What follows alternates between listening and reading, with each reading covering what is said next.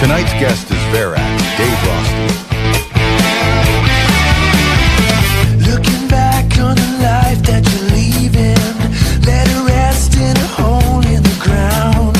Stick around for the great revealing, or the fire you've been dancing around. All we hear is the sound of retreating.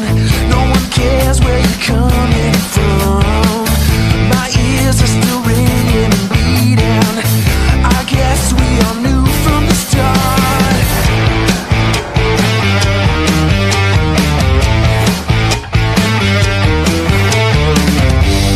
These are the days my heart goes numb. You know, one of these days will be the one. Looking for answers. Oh, what a disaster. These are the days my heart goes numb. My heart goes numb.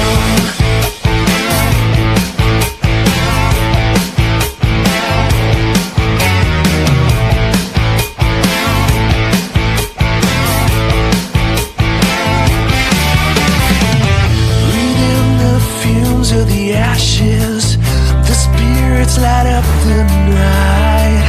Looking down the edge of We're live from the Untold Radio Network. It's Untold Radio AM with MonsterQuest producer, host Doug Hajicek, and co-host Jeff Perrella Jr. Untold Radio AM is going live right now.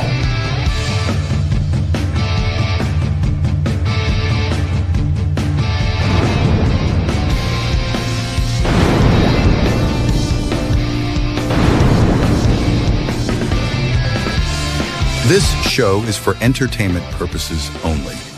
Yep, that's the ticket. Now here are your Untold Radio AM hosts, Doug Hajicek and Jeff Perrella Jr. Hello, hello everyone. There's Hello. Mr. Doug. I let you beat me. You won. I owe you a quarter. And here we are. Hello, fellow Untoldians, and a big hello to Mr. Ragu himself. Jeff That's Mr. Perrella. Ragu to you. Yes, Jeff Perrella Jr. He's got a lot of names, I do. but I hope you, Jeff, and everybody in our audience had a great, warm spring weekend. I did. I not only did I have a good weekend, but my family, my kids moved back. My daughter, husband, and my two grandkids, because they had their home sprayed, insulation sprayed up in their attic. Oh, so they stayed with you for a while? Some foam, so they stayed over the weekend. Oh, nice. So that was fun. Yeah, we I had bet. fun. Good Yeah, for you. yeah, That's yeah. awesome. So it was cool.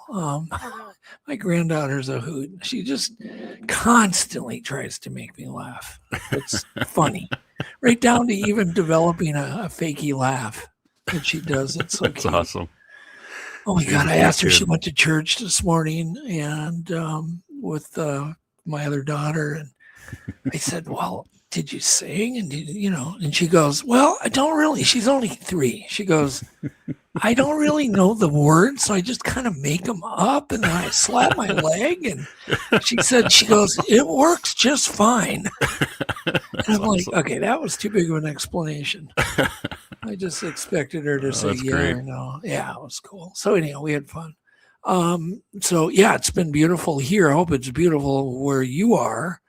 I think the weather's been okay. I think it's getting a little wild tomorrow, but right now Yeah. it's okay. Temperatures take it. near 80 today. Yep. So Yeah, I the just windows open. It was great. Yeah, I just got off a bike ride. Literally, I biked right into the studio. Nice. Let's see. What do we got going on tonight? I don't know, something. Yeah, we have something. I know that. Whatever. Okay. Tonight we should talk about our guest. We have David Rostie. A lot of people know him as Verax. Mm-hmm. And Verax had a really kind of an insane encounter Yeah, you did. with something. Suspect it's a Bigfoot, but we don't know. But we'll get into that, and you can decide what happened, and we'll talk about all sorts of stuff with David. He's pretty brilliant. And then we've got Mr. Adam Colt's going to pop in with a live at the LBL. Awesome. And he's kind of alone there now because there were about 150 people there. Yeah, they had a big crew there. Yeah, and they all left. So, of course, Adam, he's like, well, I'm staying here. And so he's got a satellite dish set up, and he's going to be coming in live tonight. And then Roger from Roger Williams from Squatch and Holler, he's going to come in too because he had some wild experiences there, as did other witnesses. So he's just going to relate some of the crazy stuff that happened and what they saw there. He actually just sent me a text. What time do you think you want him to come? Whenever he wants to just pop in. All right, Roger, whatever. Yeah, he can just pop in anytime he wants. He can interrupt us. Anyhow, so that's what's going on. We've got clips of the week, weird and fast news. So settle in, grab a favorite beverage. I've got water. Yeah, it's delightful. I'm not saying it. Yeah, see, that's water, right? Pure drinking water. Pure water. I actually like my city water. It's pretty good stuff. Oh no! Are you serious? I am serious. Yeah, I think our city water here tastes pretty good. Yeah, Roundup water. Whatever it is, I don't know. Probably full of garbage, but that's probably why it tastes okay. Yeah, it's got flavor. Anyhow, what else? So clips. We have weird and fast news. And I was saying to get something to drink, and then you distracted me with your city water. It's you should buy some Dasani. I like Dasani water. It's good stuff. Okay, I think that's New York tap water, isn't it? Probably. Maybe. Whatever. I don't know. But yeah, get in that comfy chair. You know, the one that's all kind of worn out. Kick your feet up, dim the lights. Get some popcorn, and let's just hit it. Let's do it. Let's get weird and fast. Some news, fast and weirdly. Here we go. It's time for weird and fast news. Yeah! It's time for weird and fast news. First off, humans did break the farthest from Earth record that we know of, right? That we Jeff? know of, that right? We know you of. Never know. Who knows? I kind of doubt it, but whatever they officially. Yeah. This is the narrative. Astronauts on Artemis 2 mission just traveled farther from Earth than any humans in history, looping around the far side of the moon, hitting speeds of close to 25,000 miles an hour. Yeah, it was an amazing mission. That's pretty fast. Huge success. And they returned safe. If you don't know, they even captured surreal Earth-set images of our planet disappearing behind the moon. So got some great images of the dark side too. Yeah. So it says, what is wild is how psychological it was. One astronaut describes the moment Earth vanished as deeply unsettling. Yeah, I can imagine. Like realizing just how alone we are out there. The mission isn't just about going back to the moon. It's a test run for sending humans deeper into space than ever before. So where are they going next, Jeff? Do you know? Well, I think the next step is to have a permanent settlement on the moon, then Mars. Oh, they are going to set this up. Legos? Sure, why not? Yeah, I mean, it'll be something like Legos, won't they? And we'll just I would imagine they're going to get something modular up there. Yeah, makes There's no wind. There's no wind. I think the plan is get robots up there to start building stuff semi-autonomously. Oh God, boy, that's gonna really that's gonna be freaky. Yeah. All right, and then our second story is scientists say 1 week can completely rewire your brain. A new study found that just 7 days of intensive meditation, it doesn't say how long per each day, can measurably change your brain, boosting immune response, pain tolerance, and mental efficiency. It says even stranger, researchers saw changes in brain signaling normally associated with long-term training. In other words, your brain can start and rewire itself in just days, not years, suggesting humans may be far more adaptable than we thought. That's an actual picture. That's what your brain looks like after 7 days. Yeah, exactly. That's what you'll see when you meditate. How do you get through a door with that thing on your head? I don't know. I don't know. But you know what? I just wonder how much money they got to do that study. What do you think? More than $100. I'll bet. Yeah, way more. All right. Then the oldest octopus ever apparently was a lie. It says a famous fossil, believed to be the oldest octopus on Earth, has just been debunked. New imaging revealed hidden teeth, something octopuses do not have. Yeah, they have a beak. And it turns out it wasn't an octopus at all. It was closer to the nautilus. That's the Fibonacci sequence, the swimming Fibonacci sequence. Those are crazy animals. It turns out it wasn't an octopus at all. It was closer to a nautilus. This means scientists may have been wrong all these years about when complex sea creatures first evolved. So they got to rewrite ocean's history now. And is it octopi or octopuses? Octopuses. We determine this. So I am right. Mm-hmm. It's not pie. Yeah.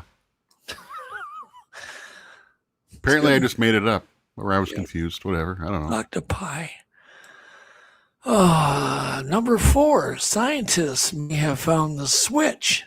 This is the switch I want to find. I'm ready for it. For brain aging.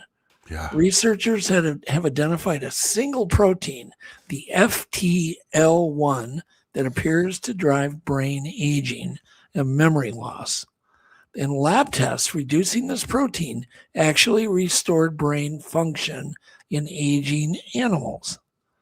If this translates to humans, it could mean future treatments that don't just slow aging, but partially reverse say that word. Cognitive decline. Thank you. See, I need some of this protein. Oh, that'd be something. I would love. Oh, that would be something. Yeah, I need would some. Be really a good thing. Yeah, maybe you can get me some on the down low. Think so? Sure, I'll work on that. I got a guy. I got a brain guy. A guy that knows a guy. Yeah. Phone calls. And then then the truck. The next, a single cell organism that knows geometry. Scientists discovered a bizarre trumpet-shaped microbe that appears to sense shapes, corners, even though it's just one cell. That's interesting. It actively moves towards geometric boundaries like edges and angles as if it understands spatial structure. This challenges the idea that complex perception requires a brain, suggesting intelligence might exist in a far simpler life form. I'm proving that. Yep. Proof. That's pretty interesting. Yeah, it is. Now, that was weird and very fast. Very weird. Mostly weird. Now, the next story is kind of, I don't know if it's weird. I think it's kind of old news. It says UFO sightings may be linked to nuclear tests. Mm-hmm. A new study suggests mysterious flashes in UFO sightings from the late 50s may have been connected to nuclear weapons testing. You think? Yeah. But here's the twist. Some events still don't match known explanations, leaving open the possibility that not everything seen in the skies during the era was human-made. Well, isn't that what a UFO is? Something that's unidentified? I get straightforward, yeah. Yeah, they whitewash all of these articles. They get whitewashed by skeptics, I guess. It says the overlap between nuclear activity and UFOs reports is raising new questions again. Mm-hmm. I'm like, I think we're kind of beyond that. Yeah, that's been talked about for a long time. Yeah, you think it's not new. And then this is interesting. The world's weirdest parrot is making a comeback. the critically endangered kakapo or cockapoo. How do we say this, Jeff? I don't even want to try. Kakapai? It's the cockapoo. I think it's a cockapoo. Yeah, a little kid named it probably. Yeah, the world's heaviest parrot just had its best breeding season in decades. They hatched over 100 chicks. These birds cannot fly.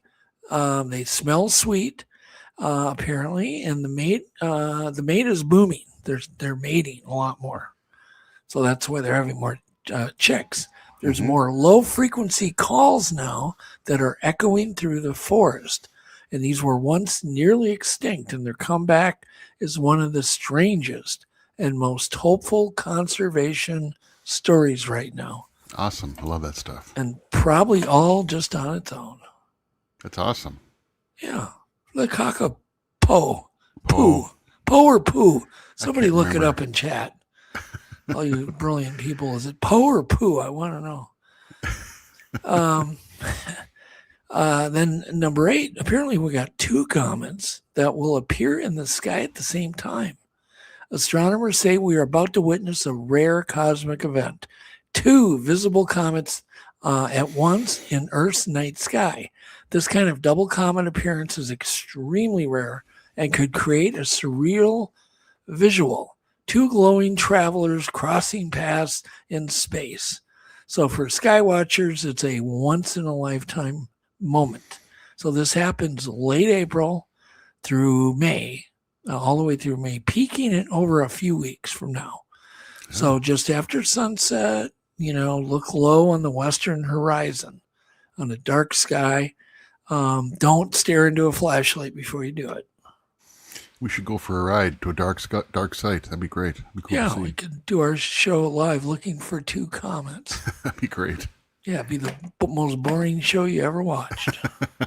Me and Jeff in a car. For everyone else, I'd love it. I'll go with you. Yeah, let's do it. All right. And then I think we're done with the weird and fast news. I think you're all right. And we don't have the weird fact of the week this 1 week because there was nothing weird. That's weird. Yeah, that is weird. See, that's the weird fact of the week, that there was weird. Nothing weird going on. So weird. That is weird. That's weirder. That's the weirdest one we've ever done. There you go. Absolutely. We're done. Oh, let's do our clip picks, and then we can literally immediately bring David on.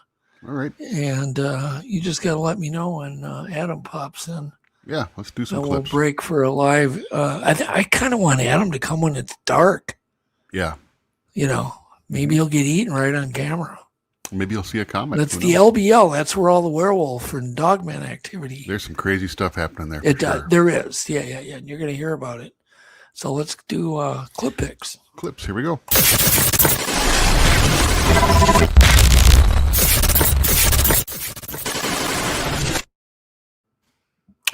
Clip 1. The sound is good, Jeff. And this is from Sasquatch Theory. And they posted a tree somebody found, an upside down tree. This is a kind of a new one out in the middle of nowhere. And you can see the roots sticking up. Go ahead and play it.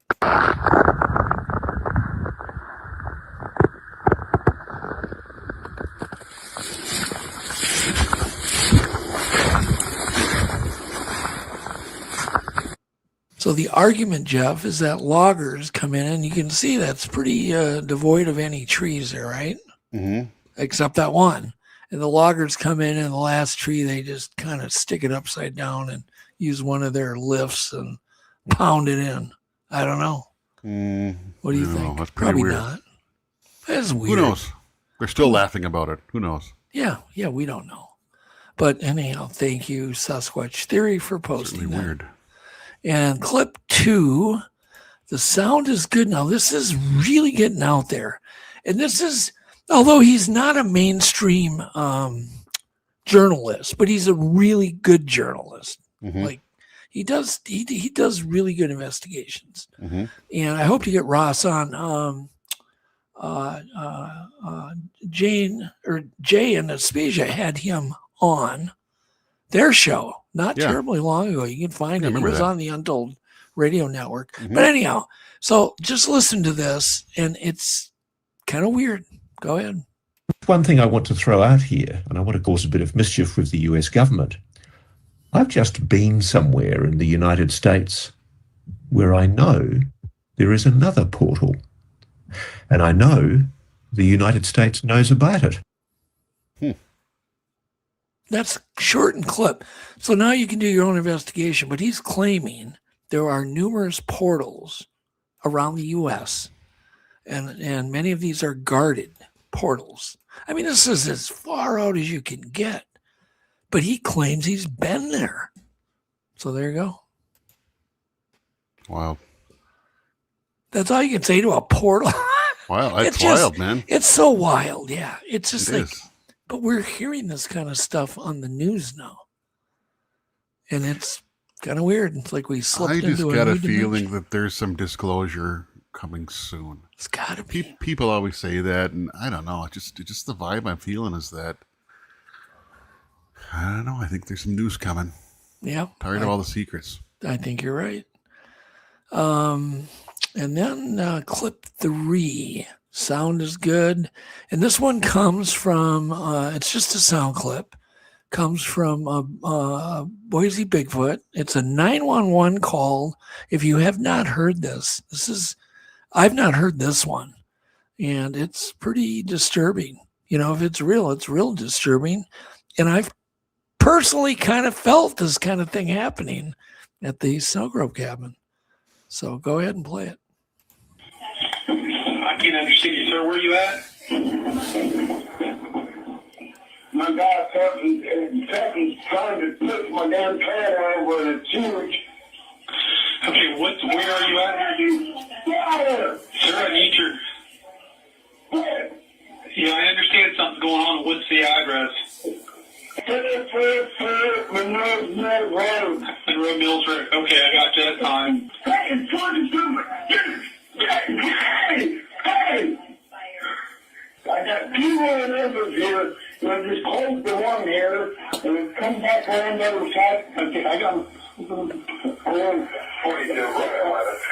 He claims a Bigfoot's trying to turn his trailer over. 200 units. Callers advising Bigfoot is trying to push his trailer over. Oh my gosh, trying to shove it over again. Something's going on.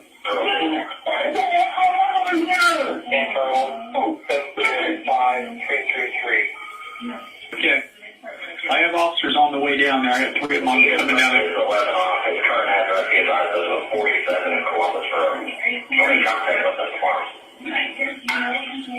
What's your name, sir? What's your name? Your name is Jerry Klein. Jerry what? Jerry Klein. C-I-N-E. All right, Jim. That's When I probably set the enough. flashlight up, It's nuts. Surreal. My mic was off. I don't know anything about that story. Was there any evidence afterwards? I don't know anything about it. All I know is that is a real 911 call. Mm-hmm.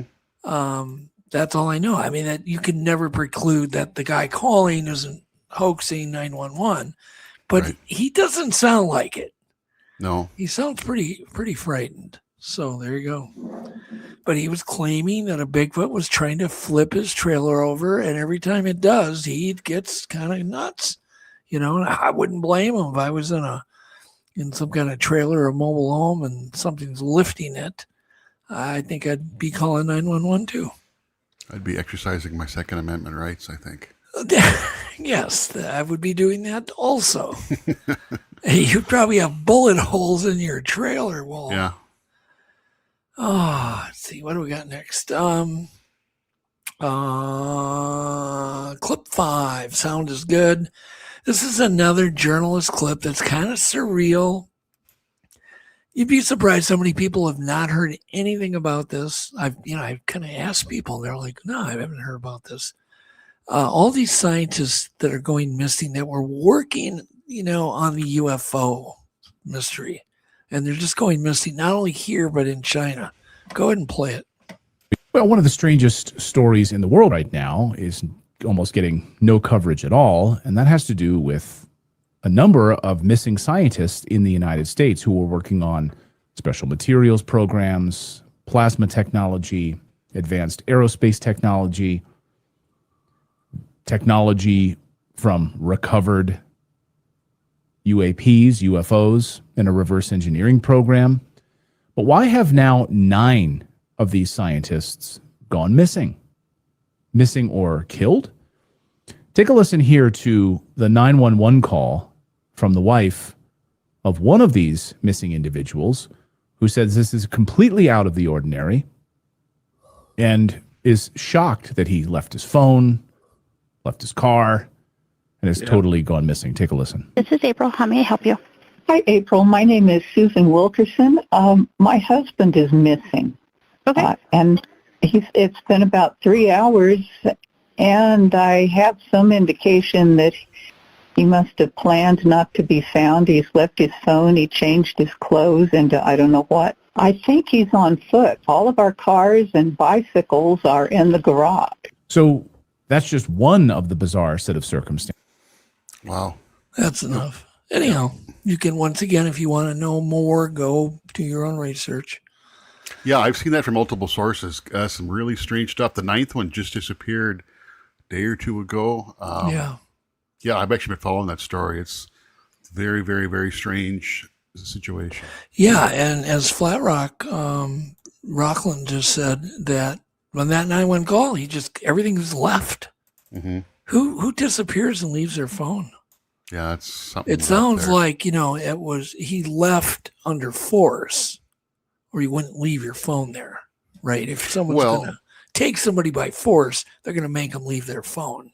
And that's the 9th one. Some of the earlier ones, the people were killed under mysterious, very strange circumstances. So maybe this has something to do with the disclosure, or part of the disclosure that they don't want getting out. Maybe it has something to do with the portals we just covered. Yeah, something's going on. Yeah, who knows? I don't know. I'm open-minded. And then the next one happier news. Yeah, happier news. It's just a footage of a brand newborn manatee. Brand new. It's real cool. Go ahead and play it. This baby was just born minutes ago, right here at Angler's Reef in Islamorada, right here in the marina. It's such a freshly born baby that the sack is still right there hanging from mama. Wow. This baby is probably less than 5 minutes old. It's pretty cool. Really cool. Amazing animals. It's one of the few animals that big you don't have to be afraid of. Right. I've never seen one of those in person. That's a pretty cool animal. No. Well, my daughter, she goes every year and she swims with them for like 10 days. Oh, yeah. I saw a picture of that. Yeah. Okay. Clip 7 is just basically information on a very old historical UFO invasion, like way back. Go ahead and play it. In August 1608, the coastal cities of Genoa and Nice experienced a terrifying mass sighting documented in European chronicles. Large, flying, luminous discs hovered over the Mediterranean Sea, boiling the water beneath them. Witnesses reported that the crafts opened and strange humanoid figures with glowing eyes and scaly amphibious suits plunged into the ocean. The Genoese artillery fired 800 cannonballs at the objects, which simply bounced off their hulls. The crafts eventually shot into the sky at incredible speed. Ufologists cite this as absolute historical proof of transmedium USOs, unidentified submerged objects operating centuries ago. It's pretty cool. I've read about that one before. Yeah. It's pretty neat. That's amazing. When you go back centuries and the descriptions match modern day sightings, it's kind of interesting. Okay, what do we got next? Up next, clip 8. This is just a really good, fast, but very detailed look and kind of a shock list all in one place about the otherworldly octopuses, or as Jeff likes to say, octopi. It's just a fun word to say. It's It is wrong, fun, but I it's like fun to saying say. octopi. Yeah, why not? Yeah. Yeah, I'm having a root beer pie here. I'm a rebel. My I'm a rebel. I like making up my own words. Anyhow, go ahead and play this. It's interesting. I'll play this while you enjoy your root beer. How's that sound? Okay, perfect. This creature has lived on Earth for over 300 million years, and we still do not fully understand what it is. An octopus has 9 brains, 1 in its body, 1 inside each arm. Every arm thinks for itself. This is the octopus. Soft-bodied, ancient, no bones anywhere. The only hard part is a beak, hidden beneath the arms. It has 3 hearts and blue blood. When it swims, its main heart stops beating. That is why it crawls. It is completely colorblind. It sees in gray, and yet it can match any color, pattern, or texture around it perfectly, without knowing what color it is copying. A female guards her eggs for 7 months. She does not eat. She does not leave. Then she dies. Every octopus you have ever seen was the reason its mother is no longer here. There you go. Minxie, I like that one. Factopi is about octopi. I love it. Yeah. Blue, yeah.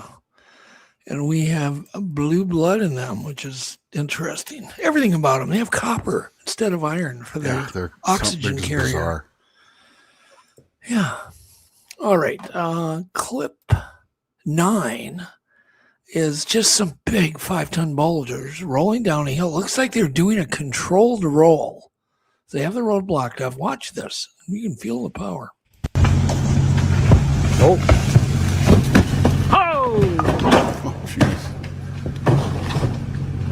How'd you like to get smacked with one of those? Oh, there's more.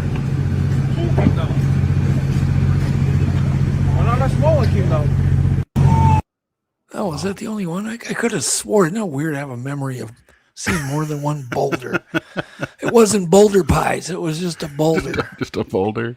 Oh my God, what's going on? I need that protein blocker. Can you give me that quick?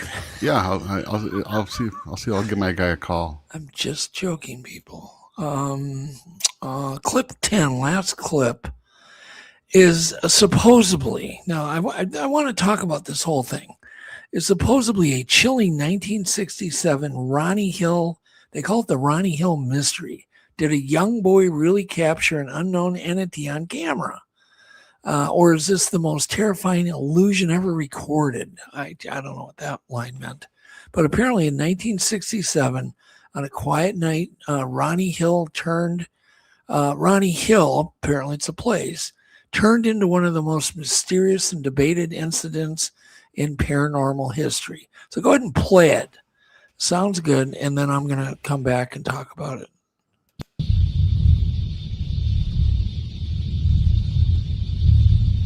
It's obviously very weird, right? Yeah. It's just weird. It's weird.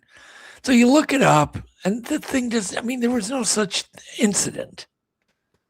It's completely no incident. But Really? What's interesting about this is the footage looks convincing that it's at least old. Mm-hmm. Whether it's an old hoax or it's whatever, it looks authentic. I mean, I watched the footage on a big screen. It looks very authentic. It's creepy But looking. it's all just AI BS. Yeah. Completely. The whole story's made up everything. Mm-hmm. And this is why you can't just take anything on face value anymore. Yeah, for sure. So, before you go, that's really cool. And then scroll on, you've just absorbed misinformation. Yeah. So when you see something kind of interesting like that, you need to do a little digging. So what it is, basically, it's a modern internet myth now. It's a repackaged story. Sounds like a mashup of 1960 UFO flap crap, a kid, with camera trope story, vague rural location. Ronnie Hill isn't even a known case site. So you got to do your own investigation, folks. It also shows how easy you can fake old footage now. Yeah. Using AI. All you got to do is give it those prompts and it'll recreate anything, or put in some other fake footage and then have it change it, and it'll put a new image over the top of the old image. Mm-hmm. And so you can do all sorts of crazy stuff. Yeah, all right. The deep fake technology is crazy. So we have too. got Roger in the back room, but let's introduce Verax first. We'll get Verax on, and we'll bring Roger on right away. Maybe we can get into a little discussion. So Verax is biosimple. Verax is a successful businessman from Canada. If he wants to give his exact location, he can. And one day he had a very life-changing experience, had a profound effect on him. It forever affected his ability, no doubt, to enjoy the outdoors. Mm-hmm. Now, I don't know how he's doing. I haven't talked to him in a while. He's definitely a loyal listener of the Untold Radio Network because he's looking for answers. Mm-hmm. So let's welcome David onto the show. Here he comes. Welcome, Verax. Check 1, 2. Yep, Check 1, 2. You sound good. All right, there we go. It's good to see you. Very good to see you. And let's just go ahead and bring Roger on too, because Roger, I don't know how much time Roger has. How much time do you have, Roger? Oh, let's bring him on. Let's just bring him on. Hi, Roger. Tired. Hey, He's driving. Check 3, 4. Check 3, 4. Here you are. So you obviously you know Verax because I know he Yeah. listens to your show every week. Yes, sir. Yep. And I was I wrong when I said you're out looking for answers? Oh, you hit the nail on the head. No, that's Yeah. I mean, that's how I found your show. That's how I found Roger's show, Squatch and Holler, prior to him joining you. And that's why I listen every week. Is just trying to find, anything that can connect the dots for me. Yeah. Really. And I completely, as you know, sympathize with you because I've had some life-changing, like what the hell happened moments. You don't know where to put them. You don't know anything. You think about them all the time and they don't go away. So just go ahead and. That's what attracted me to you, Doug, your show, really, because I've, it's so ridiculously ridiculous how I even found this subject. Okay, it wasn't on my radar. I was on your show when I came on your show the first time was just after this had happened. Right, it was an open mic night. Yeah, and it was an open mic night. It's a memorable night. Literally got home from my cabin from a 10-day stint the night before. So and it was open mic, and I was so strung out and freaked out from the 10 days that I just witnessed and what I was witnessing and what was going on at the cabin, that when I saw your open mic night, I was like, I looked at my wife, and I said, they have a doctor on here, Dr. William Robertson. I said, they have a Flat Rockland who lives on the West Coast in Oregon or close to, in Washington, and knows a lot about this kind of stuff. I said, Doug and Jeff seem to be the experts in this field. And I said, and mind you, I hadn't slept those 10 nights, maybe 2-3 hours a night. Yeah. There was ridiculous stuff going on. There's tapping on the slams on the cabin walls. There's stuff hitting the cabin roof, acorns, pine cones, and then tops at 4 a.m. And the slaps would hit the cabinet, and I'm trying to hide this from my wife, and the slap would hit the cabinet, and she'd jump, wake up, and I'd be like, oh, that she was, what are you, grab me and go, what's up? And I said, that's a mousetrap. I passed that off 3 nights in a row as a mousetrap. And, anyway, so I didn't know what was going on, and I was strung out, and I was just looking for some sanity, really. Yeah. And that's what led me here. I'd watched a number of, encounters that it doesn't explain what happened to me. I can't say it's Bigfoot or Sasquatch or this or that. Right. I don't know what it was, but at the same time, it's the closest thing, and it is in this phenomena. And now let's flash forward a year now. I've done a ton of research. I've just combed through and went through it's exhausted me. The amount of research that I put into it and how much I've learned and how far I've come from, because that's crazy. But I'm no further ahead, which again, why I love watching the show. Every week, at least once every week, you say, we don't know. Are you willing tonight to tell the entire story? Sure. Okay. Yeah. I mean, yeah. And yeah, with a little more clarity, to be honest. Cause, well, you've had time to think about everything. Well, and I was like, digest. 10 days, 3 hours sleep every night, and then I hop on your show. I was strung out. I just drove home from the cabin, and so yeah, I mean, and I've got a lot more clarity. So and I've connected a lot more dots, or you have, and gentlemen like Roger and all of Roger's friends, like, you know, the whole Woodwalkers crew down there, like everyone, and how much I've learned since this happened. Yeah. And how many times, for me, you know, there's validation in hearing someone else tell what you lived, that you didn't, like, because I was in disbelief. I had serious psychological problems after this happened. I'm not gonna lie. Like I thought I had a nervous breakdown, snap, whatever you want to call it. I went, seeked out psychiatry, you know, I have multiple doctors that I've seen, but it wasn't. This community helped me more than any of that, and helped me find, or at least some peace with what's transpired. More so than anything, it's given me the confidence to be able to go back to my cabin and not be afraid at this point. Yeah. You know, I'm in Canada. We don't. Have you been back there this year yet? No. 2026. No, not since we closed it November 1st. So just over 6 months. November, December, January, February, March, April. Okay, but now on the other end of the spectrum, David, is a guy named Roger who just went to a place where you have a chance of getting eaten. Yeah. Literally. Yeah. Because of all of the things and the craziness that have gone on in this area. And it attracted about 150 people? Yeah, it was 150 that signed up, and then people straggled in just to say hi. So it was quite a bit. Yeah. I should add too. You might not be able to tell from his voice, but Roger's from the South. Just a little bit. a little bit southern. How far to drive to the LBL, Rog? It's 94 miles from here to the south entrance. It's not far. Okay. Which, and Healy driving, that's 3 hours. It's like, you know, you have to go slow. You drove back today? We did. We left this morning, and then we got back, took a nap, and then unloaded the truck afterwards. So I'm tired, y'all. Y'all might can hear it, but it's refreshing to do that stuff. We went Tuesday, came back today. But you went there just, you know, to kind of, because you know weird stuff happens. Yeah. But you also went there to hang out with your friends and people. Oh, here's the thing, Verax. It's like your people that understand what we've all gone through. And so when you get together, and you haven't experienced that yet, I don't think you've gone to any conferences. One of my biggest regrets was not being able to make this camping trip that they had. And he was.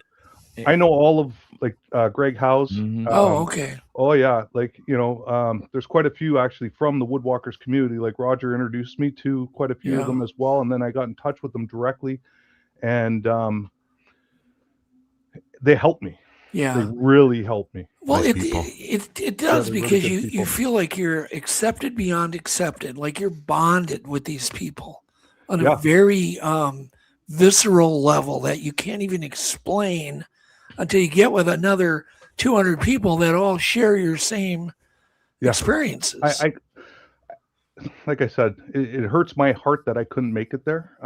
For just too many reasons. I didn't even know you wanted to go there. Oh God! But just hang on. So now Pat and Adam have just popped in, and they're on the completely. Not only does Adam looking for an experience, but now he's acting like bait tonight. So he's like basically putting cheese whiz on his body and laying there. Oh, I don't. Let's not think about Sorry, that. Adam. But that's kind of the truth, and so we've got Pat and Adam. I see them in the back room there. It's obviously must be dark. Is it dark there? Is it dark? Sure looks like it. Yeah. I can't see out my window. I've got studio curtains. Is it dark? Adam, nod your head if it's dark. So I want to interview in the dark. All right. Because then something might happen. Let's bring him on. Just bring him on. Whatever. Here we go. Well, you're going to get the floor tonight, David. Oh, there. So don't worry about that. Could be. Oh, flip your camera the other way, Adam. Adam. Nope. There we go. Okay. So introduce. This is Pat. Hi, Pat. Hi. We can hear you. Oh, good audio. Pat and Adam. Hey.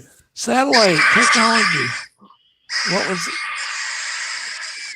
What was that? Who flushed the toilet? What happened? Yeah. Come on. That's Pyro. He's making calls for us. We've got coyotes out in the fields, and we've got Get closer, Adam. Stop. Get closer to the mic. Okay. Yes, we've got coyotes out in the field right now, and we got two more deer right towards us. How do you know they're not dogmen? Well, Joe's got the thermal on him right now, so he can see them. Oh, I see. He's right next to us in another chair here, but it's really dark, and we're just about ready to get truck and go drive around and put all of our thermals out the window at the same time and look for stuff. Oh, okay. Can you guys have a light you can throw a flashlight? You can just aim upwards. Hey, good to see you. All right, so Pat, you got to introduce Pat. I haven't met Pat.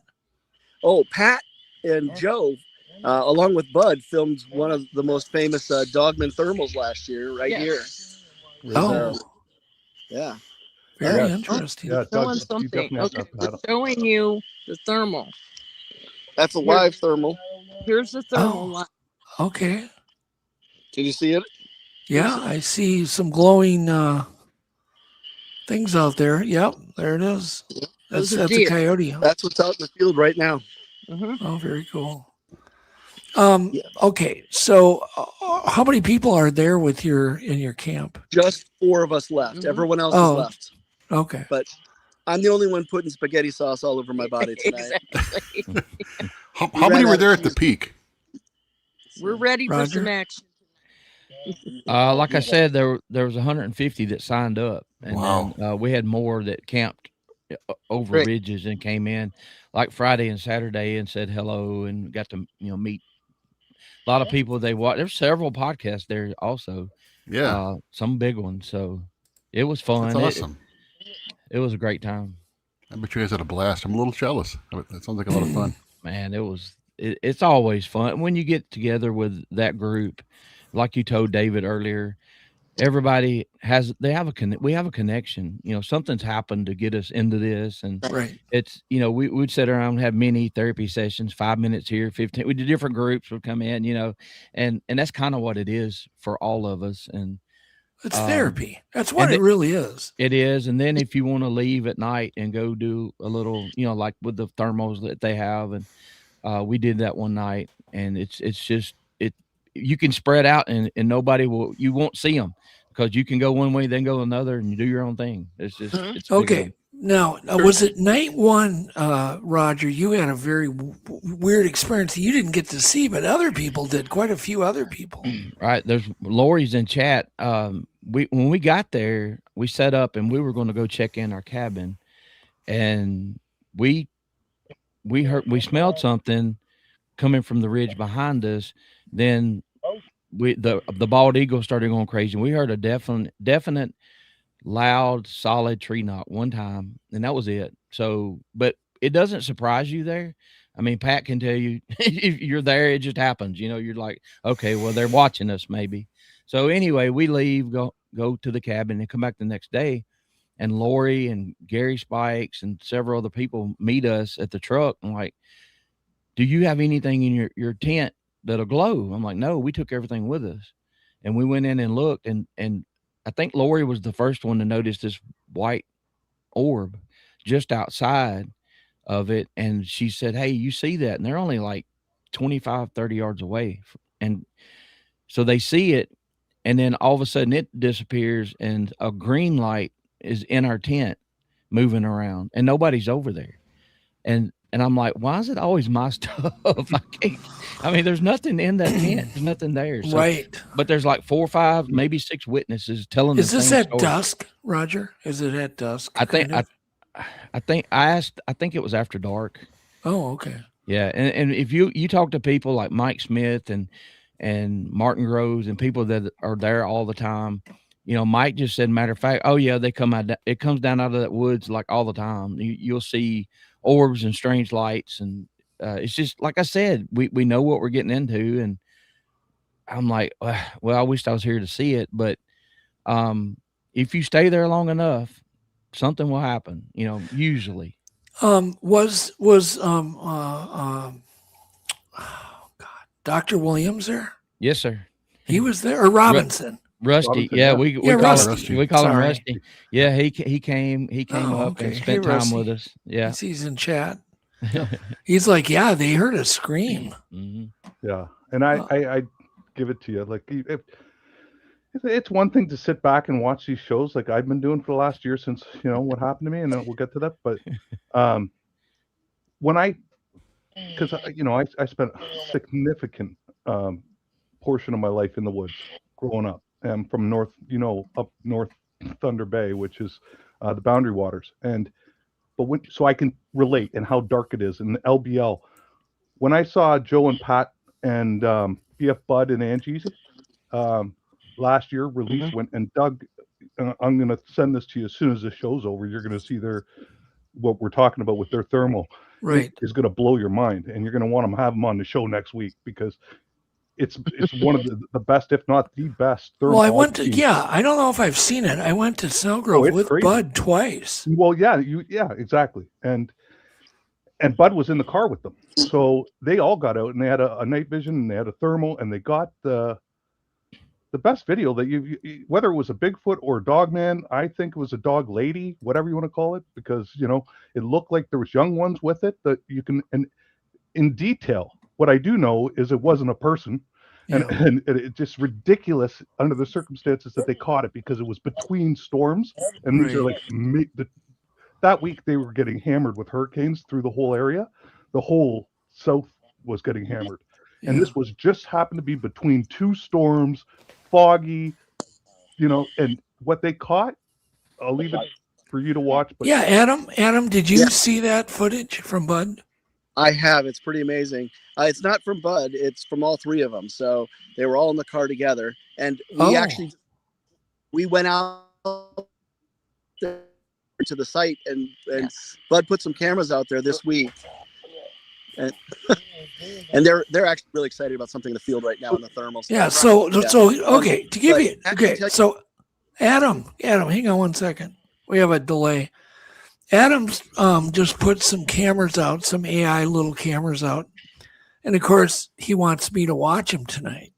Right, Adam? Live while you're sleeping to guard you. Well, you're up all night anyway, Doug, so you can do that. Well, yeah, I usually am. Adam, is that the purpose? Am I supposed to guard you tonight? Exactly. Okay. I'll guard all of us. We're all Bigfoot bait right now. Yeah, I'll do it. LBL My bait. point was that after you see that video that they caught of that was a year ago, almost a year ago. Yeah. In the LBL, not far. Yeah, just a little over a year ago, and not far from where you are now.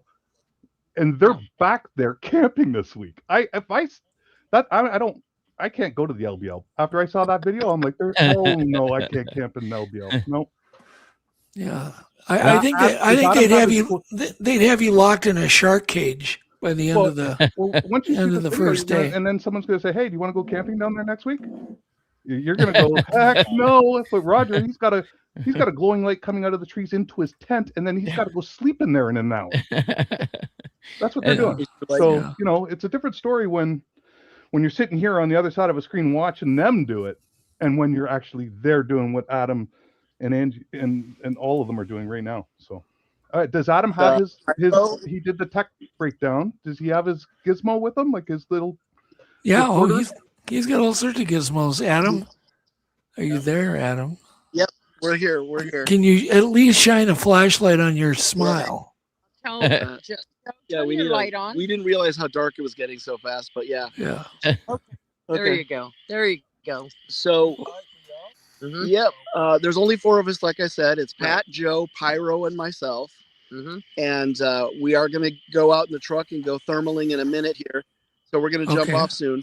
But like I said, the Bud, Joe, and Pat are the three famous people from last year. Yeah, and they like they said, it was right between a storm. They had to take cover, and yeah, exactly. So, well, if you have any activity, come back. Can you come back if you just try us? Yeah. If you we guys can come call out. you on the road and do the same thing if we get some thermals on the road.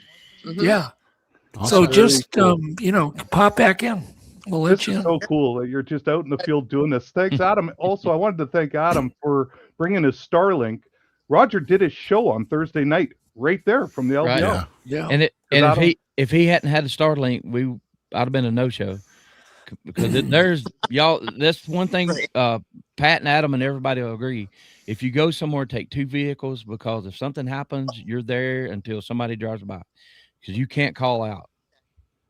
So there's a little safety thing. Yeah. And that's another thing with David.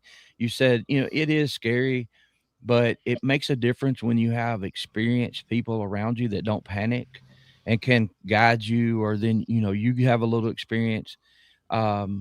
It helps. It's just not if you paid me $1 million to go sit out there by myself for 2 nights, I'd be sitting right here in this house. Yeah. I'm not doing it. Yeah, I would too. And I think Verax would turn down $5 billion. I'm not doing it. I've thought about that, Roger, long and hard since you did your show Thursday night. I've been thinking about it, and I've been thinking about it, and I was like, the only way I could do it is by going to an event like you guys just had, or like Woodwalker just hosted, where I know Greg Howes and certain individuals are there that I could trust easily with my life. Also trust that they have the firepower, or as much as that you could have, and know how to use it in the proper way, safely, and or have your back. And that's the only way I would go to the LBL after seeing. If I was Greg House, I would live in a skyscraper in the middle of a city. We're going to jump off, but you definitely should have these guys on sometime to tell their story. Yeah. And please report back. You can even text me, and I can relay the information. Yeah. And one last thing, I gotta say, I apologize to Spencer. He knows why. Yeah. Uh-oh. I'll have to ask him. I'm gonna text him and ask him why. No, I'm kidding. Roger. Have a good night, y'all. Fun. Thanks, Pat. for coming on. Thanks, Adam. Say hi, Pyro. Text me. Bye, Pyro. Pyro was cool. Nice to see them. Yeah, that's great. Yeah. No. So Adam camped there alone last year. He was on the road, blah, blah, blah. And he calls me up, and he was supposed to head home, but he goes, nah, I'm just going to go to the LBL. I'm like, well, it's like nobody's there. It's like, late in the season. And he goes, well, that's fine. That'll be nice, be peaceful. And I'm like, you're really going to go camp at the LBL complete? Like the whole park was devoid of any, and he did. Complete. The boy's got guts. I tried to talk him out of it. He told us when he was down here, and he's like, well, I'm going to stop at the LBL and camp. I said, by yourself? No way. That's not smart. No. I mean, they got scientists going missing that are surrounded by families, and you're going to go to the LBL alone. That's not smart. Some scary stuff going on. I think so. Have you heard Roger, David's story? I've heard bits and pieces, but he never has gone deep into it. It's hard for me, man. And and Roger, he's a buddy, and I have a hard time. So my thing is I don't have friends in real life that I can talk to about this stuff. It's just not. I lived, I guess, maybe a sheltered life, because now I've been opened up to all of this. It's like a whole new world has opened up to me, and a whole new family. Like, I mean, that's really what we're getting at. Like, we're Roger just with all, like, everyone, that's a family down there. They're brothers. They, and it's like you said, therapy. There's just so many reasons to, and it's all good. It's all good. There's no negatives that I've come across. I've been welcomed into multiple different cliques and communities and stuff in this realm as a whole. But Verax, let me say this. Yeah. The reason that happened is we recognized when you were telling your story on this. I was watching the night you told your story here, and then when you're talking to Greg, we recognize that. We felt some of that before. So we're here to listen and, let be a sounding board or, comforting or whatever, because all of these people have been there. They're just, they want to help, Yeah. That's simple as that. And I got that. I was unsure, like I said, when I was on Doug's show the first time and told us that it was open mic night, I had never talked to any of you guys, didn't know anyone or anything, just came back from the cabin. And so what happened to me, and the reason why I love, or not love, but I now will tell this is the way exactly what happened, is because there could be someone out there that this has happened to, that's going to get in touch with me and help bring some kind of closure and some validity to exactly what happened to me, because it was a multifaceted thing. You want me to go for it there, Doug? Just basically, I can tell you. Yeah. Let's go for it. And Roger, I know I intruded on your time. You can stick it out, stay for the rest of the show. You can disappear, whatever you want to do. Well, I'll tell you what, since I'm so tired, I'll go out here and watch you guys. Okay. And then we can talk about Thursday, what other stuff that happened while we're out there. Yeah, that's. I'd rather hear what other stuff happened out there personally. Well, I mean, just tell us the little story quickly, very quickly, about this thing you saw. So you saw something. Yeah. One thing, we do have audio. I'll have access to it in a few days. Right. And it's 3 booger screens. But anyway, so I'm sitting there, and Gary Spikes, everybody knows Mr. Gary, the wonderful moderator that helps all of us out. He is standing and talking to us, and he looks over behind us, and he starts kind of studying. He said, "There's one right there." And I stand up immediately, and I'm like, "Where?" So I get behind him, and he's pointing, and I said, "Put your finger on the tree you're talking about." And so it's like 4 trees back, maybe 40 something yards into the woods. And I said, "Gary, I don't see anything." "That's because it's behind that tree right there. Just keep looking at the right side of that tree." And I'm like, the odds of one in the daylight being there, keeping an eye on us, which people have said they do that. So I'm looking down his finger, and I'm like, "Gary, I don't see it. I don't see it, Gary." Then I come out with "Oh crap. It peeked out by something peeked out the right side of that tree, our right." And I saw a little domed head and brown and hair. It was hair. I didn't see facial features because it was so quick. And then it did it again. And it reminded me of a kid playing peekaboo. So everybody jokes about me being scared, and I play it up sometimes, but I went right to it. I hit the woods, as fast as I could go, hobbling. But I went in there, and I heard something in a hurry, but not running up the hill, but at an angle. And it got about 60 or 70 yards away and stopped. I don't know if it crested the hill and I couldn't hear it anymore, or it stopped. Well, I go in near the tree, and there's a fern about this big around with like 5 or 6 shoots off of it, and it's mashed flat, and there's a break in the stem that's like right now fresh. So I stay right there. I turn and look. Here comes Spencer. I gave him a rundown really quickly what happened, and then he went and got Eric, which is he's a great tracker. So we're going from indention, and I'm breaking twigs to mark each one so we can kind of look back and see which way it went. But I told him, I said, "Guys, that log up, that fallen tree up there is at an angle, and that's about where it was at when it left. We found a possible track where it stepped on a rock, and the rock slid down, very fresh. We could see a hill outline. We could see where there were sticks that were across that had been mashed down into the track, is all leaves. And then of course they popped back up, but you could see the ridges it left. And then we went up to the area where I heard something leave, and we saw disturbance up the hill at an angle. And of course, somebody asked me, did we cast it or whatever?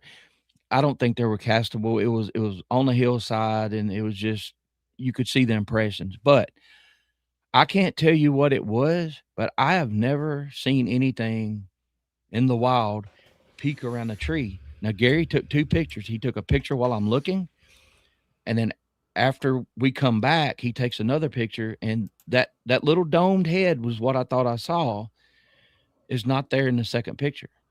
And if I hadn't have seen it, I may have trouble with Gary's picture. Like, Gary, I don't, you know what I mean? Yep. But I'm looking, Doug, right at the side of the tree where he's telling me to. And Yeah. Well, if you have a second one and it's not there, that makes a huge difference. And I can't say, y'all, with 100% what it was. Right. But all of it added up to a possibility. You know what I mean? So I don't think, I couldn't tell you I couldn't come up with anything else it could be with what we saw. So yeah. But I don't want to take up too much of your time, Verax, buddy. I know buddy, this is going to be tough for you.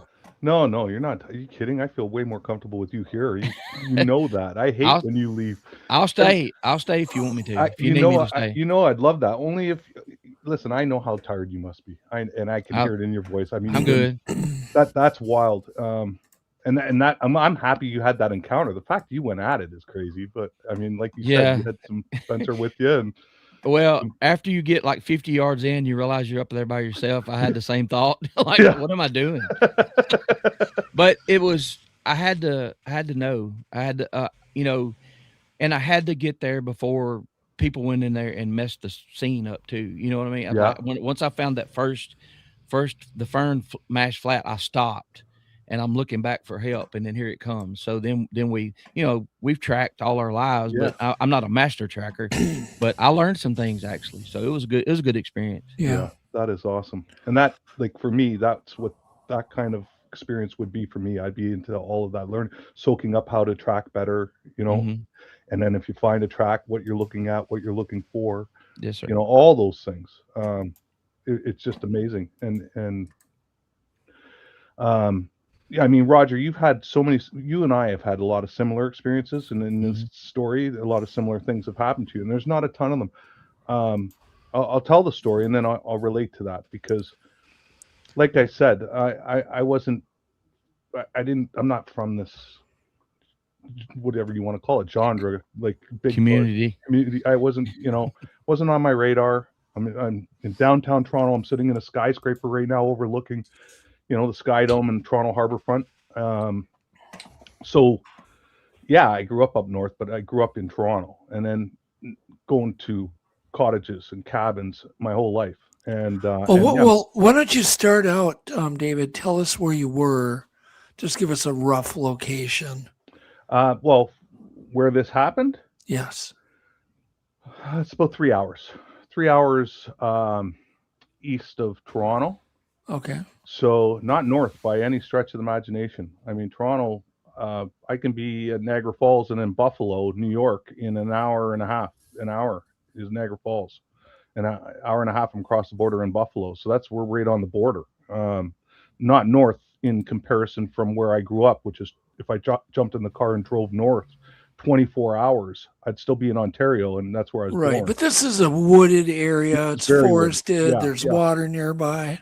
This is the thing that blows my mind somewhat, now that I've fully entrenched myself into this phenomena with Sasquatch and all of cryptids, really, is a lot of the podcasts are in the U.S., and they're all from a U.S. perspective. Most of them are, they're all over the U.S., but they're U.S.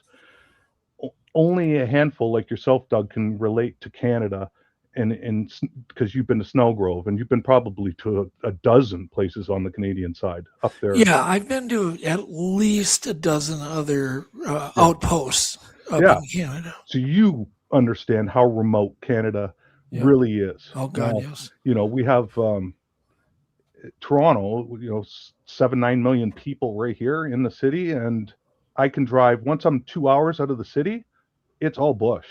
Like, you're just going from town to little town, and it gets more, the bush gets thicker, and you have more lakes and stuff like that. But it's like that all the way, 24 hours I can drive, and even longer. You could drive 36 hours, still be in Ontario. So it's crazy bush. So when I leave here and I go to my cabin, it's 3 hours, but I'm going east, but it gets more wilderness, more remote, more, because there's no other city for 6 hours. 5 hours I'll hit Ottawa, and then 6 hours, 6.5 hours I'll hit Montreal. But that's, from here, between here and there, woods. And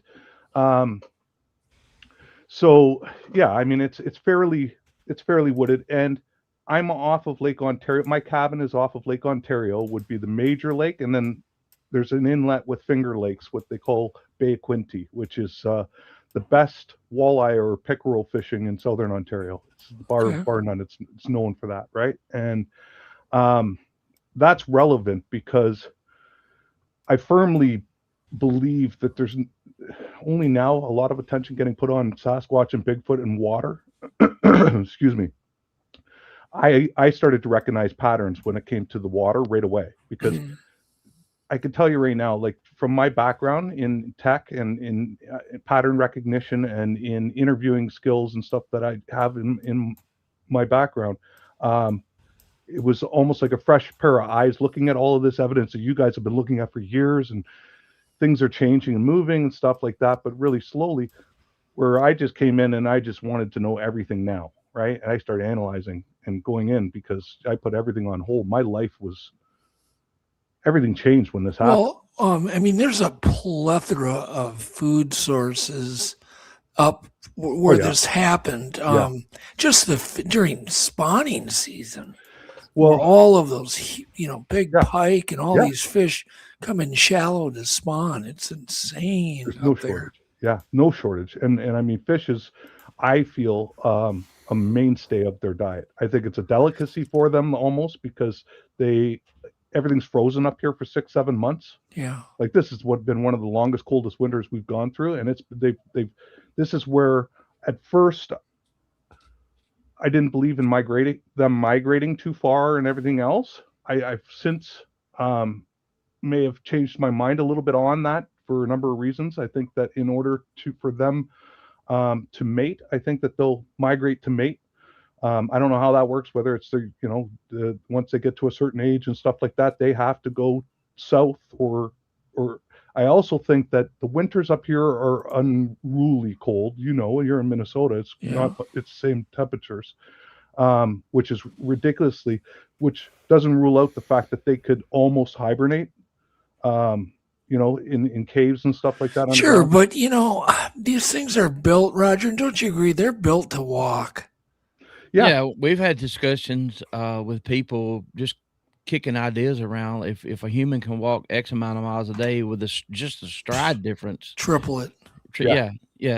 And I talked to a man that was researching an area out west, and they were leaving this one spot every day and walking 20 miles round trip to break into irrigation equipment, and the farmer was trying to invent things to, like we're booger proof, I guess, Southern term, but this story, and they're like, no, the area they were well known, and they're aggravating because they would go in and actually break the ends off of these things, and the farmer would go up because they get charged for this water, and he's throwing a fit because they keep, and the tracks are everywhere.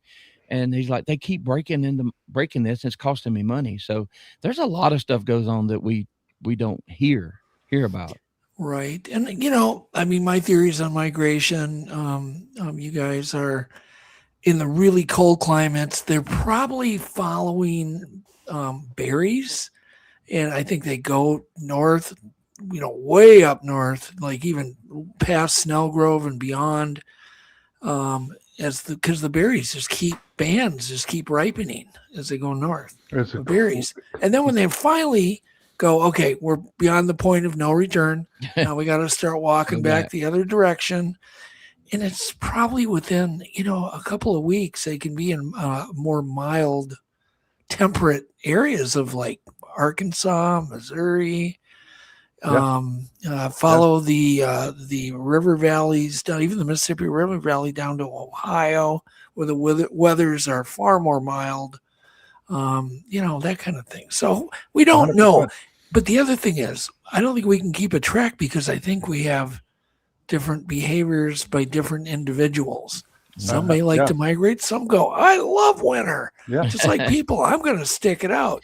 And you guys will see you back. We'll see you next May or whatever. Who knows? And they could easily, as well as I mean, moose don't hibernate, and that right there, one moose could feed them for. But that Ohio flap that just happened that Jeremiah Byron covered so well probably was a migration back north.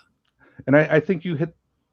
Well, you did hit the nail on the head. I think some migrate, some don't. Some don't have to. The family units, of course, going up in a certain area. I mean, an old injured one isn't going to migrate. They're going to stick it out. There. They have the food all winter, and they're built for it, and the hair and everything else. And I'm sure that they have underground capabilities. I know that there's cave systems that are miles and miles long down further south in the U.S. But my point was in Canada, there's. But there's also peat bogs that get quite warm, almost hot. Yeah, and they would know all over that area, and all over the Shield area. There's massive peat bogs.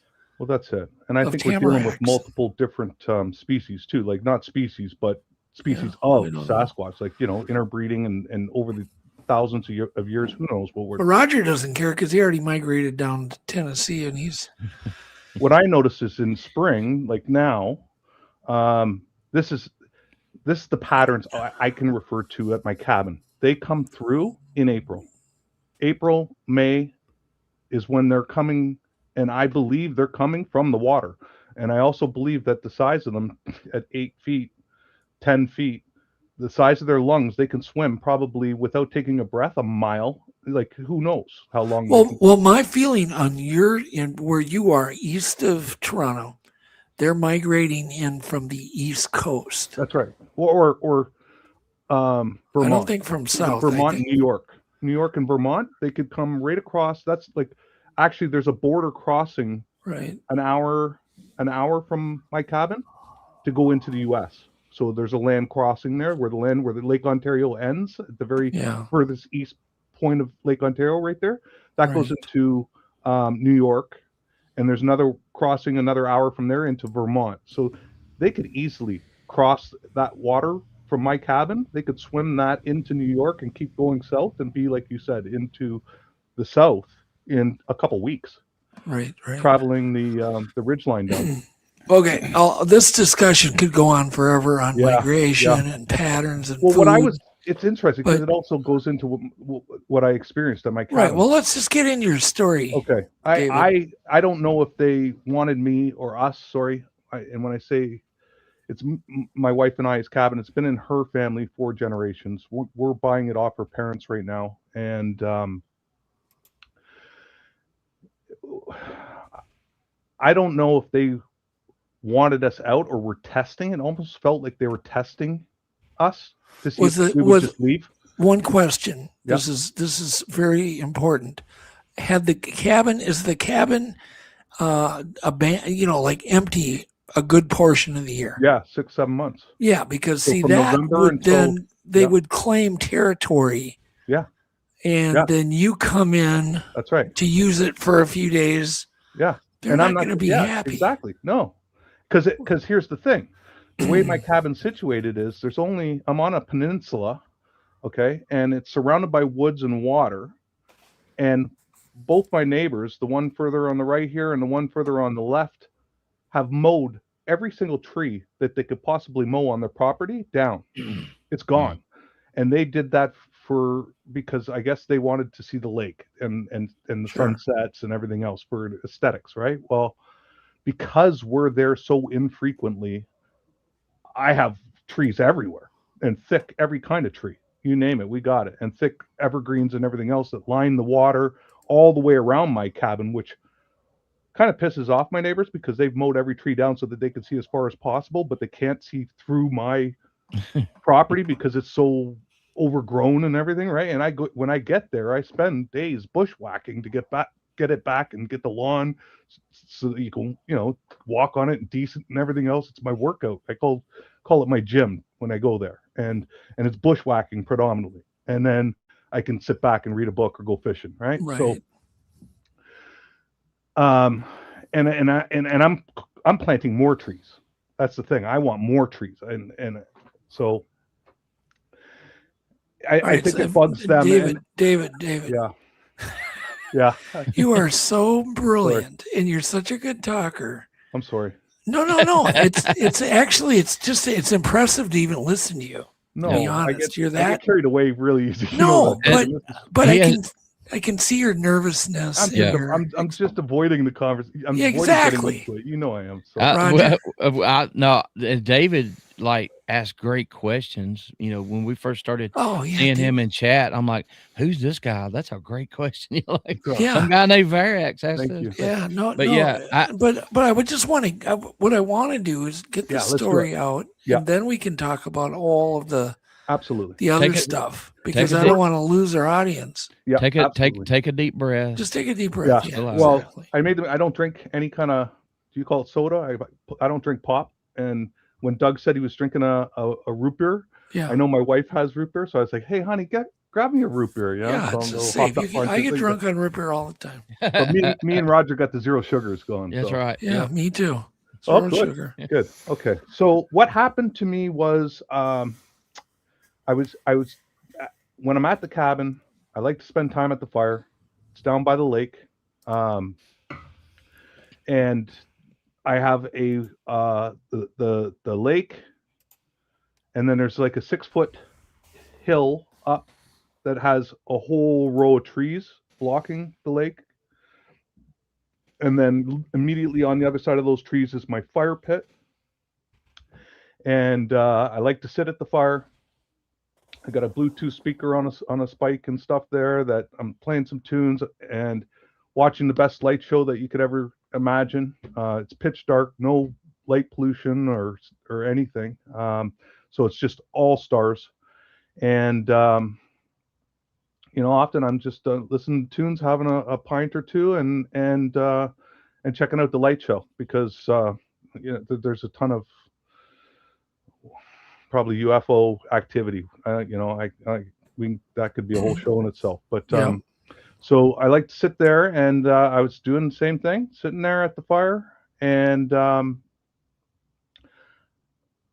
the fire started to go down a little bit, and I have a wire mesh screen that I put over the fire that I hold down with bricks, and when I'm not using it, and so I got up to go get a log, which was on the other side of the fire, and unbeknownst to me, I tripped on one of these bricks that I had taken off, and I tripped on it with my foot and fell into the fire head first, and it was, it's quite a big fire pit, and I had a big fire going that night, and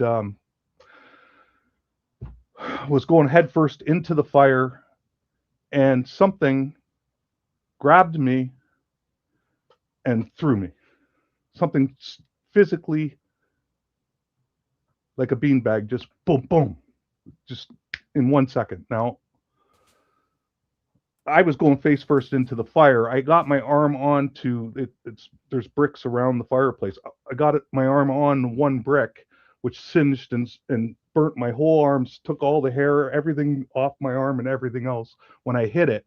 But this happened so fast, and it just literally, something grabbed. It's the only way I can describe this, is grabbed me and flung me, just like boom, boom. In a split second, I was in the air doing a 360 and landed on my back on the other side of the yard. And I mean, I measured it out to be 10 plus feet to this bush that separates my neighbor and I. And I landed on the bush, thank God, because it broke my fall, and straight up on my back. Landed looking at the stars. And I sat there for a second or two, or I don't know how long I was laying there, but I immediately was in shock, looking at the stars, and was thinking to myself at the time, I remember thinking, what's broken? Like, am I alive? I honest to God, because the 360, when I did a flip and landed, and the flip disoriented me, hit the ground. It did. I was waiting for to be broken bones. You know, I played hockey and know all of. I've gotten a lot of street fights, unfortunately, when I was growing up. And so David, yeah. David, I need to interrupt you. Yeah. Look at. I don't know if you can see the screen. This may be the most important comment you've ever heard. My son had a similar story. Wow. Something grabbed him out of a fire. Yeah, TKB. He's the man. Is that an important comment? Yeah, to you? that's crazy. Like, yeah, that's the first time I've ever heard anyone. There you go. You maybe you can get in touch. Yeah. No, with them yes, I know Tennessee very, very right, well. and you guys can talk. Are you willing to do that, Tennessee? So Verax can. I will want to hear the whole. Talk to your son. I know that because he did reach out to me after the first time I was on your show, and we did talk, and we've exchanged multiple messages since then. Oh, okay. Multiple, not about this specifically though. And I didn't know that he was grabbed. I know that he was, that he had an encounter. I didn't know that he was grabbed because, that's obviously Well, I wanted you to see that because that's kind of comforting to go, oh, maybe other people have had that same exact thing happen. This is the maybe you weren't attacked. Maybe you were saved. Yeah. Yeah. And I honest,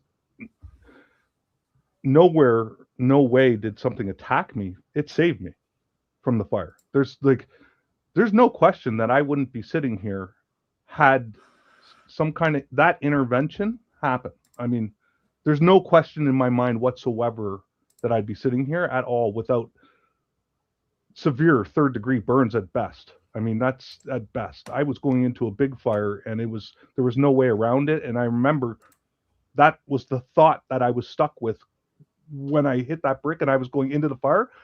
You have like a second that flashes between, and it's over. That's what goes through your mind. Life's over. Like the way you know it is changed forever. And then I'm laying there and I'm looking at the stars and that's what went through my mind. I'm like, am I dead?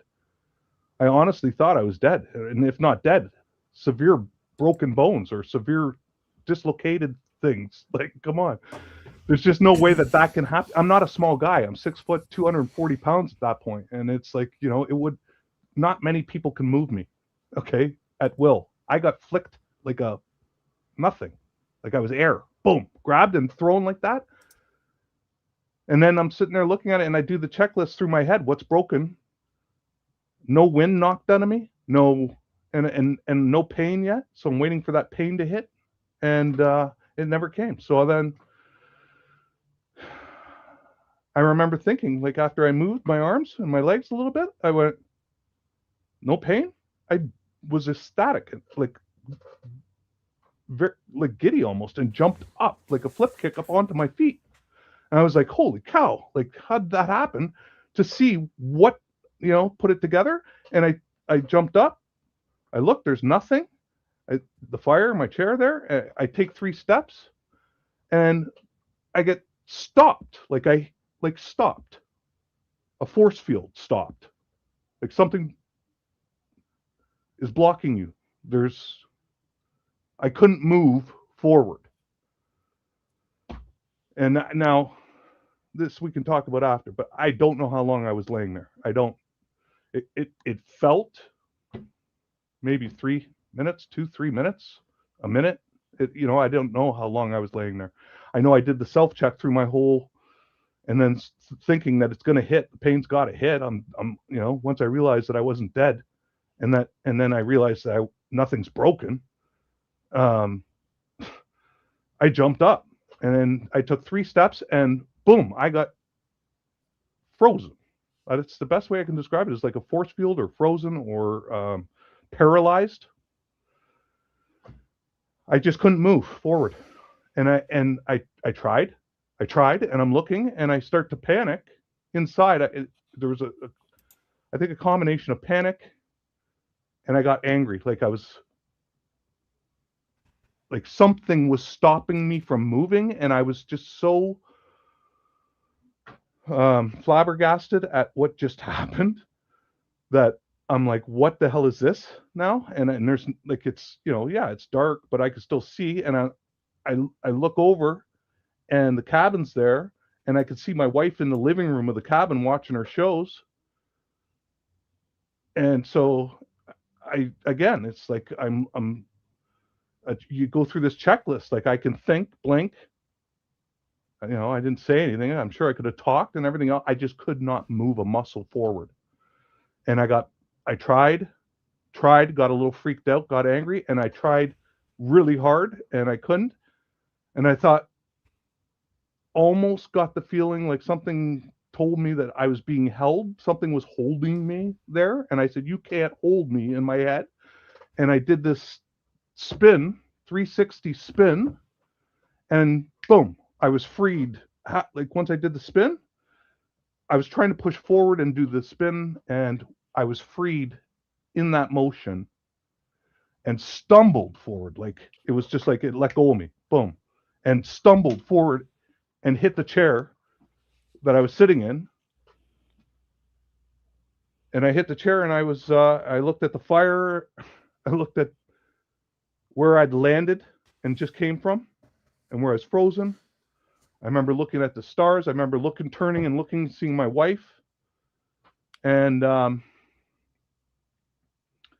then looking, just being, I think shock literally took over at that point, because I then sat there looking at the fire. I looking at where I just landed, and just my brain melted. Like trying to make sense of what just transpired immediately. I think what happened was I tried to convince myself it didn't happen. I think that's what my first response was like, did that happen, or have I been sitting here the whole time? And I look down, and my arm is singed, like just everything's burnt off. All the hair is burnt off, and it's singed all the way down from my wrist all the way up to my elbow. And that's when it set in that no, you're not crazy. That happened.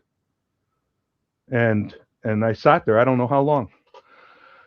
I sat there for, I remember sitting there trying to make sense of what just happened, and sat there long enough that when I came out of it too, I looked over and my wife was gone. All the lights were off in the cabin. She had gone to bed. Who knows how long or what time it was at that point. I don't know. And the fire had died right down. And I was like, I got to go to bed. I got to get, we got to get the hell out of here is what went through my mind. I said, we got to get the hell out of here now. When I went in, it's probably 3, 4 in the morning. And my wife was sawing logs. I, snuck into the bed, and I just laid there waiting.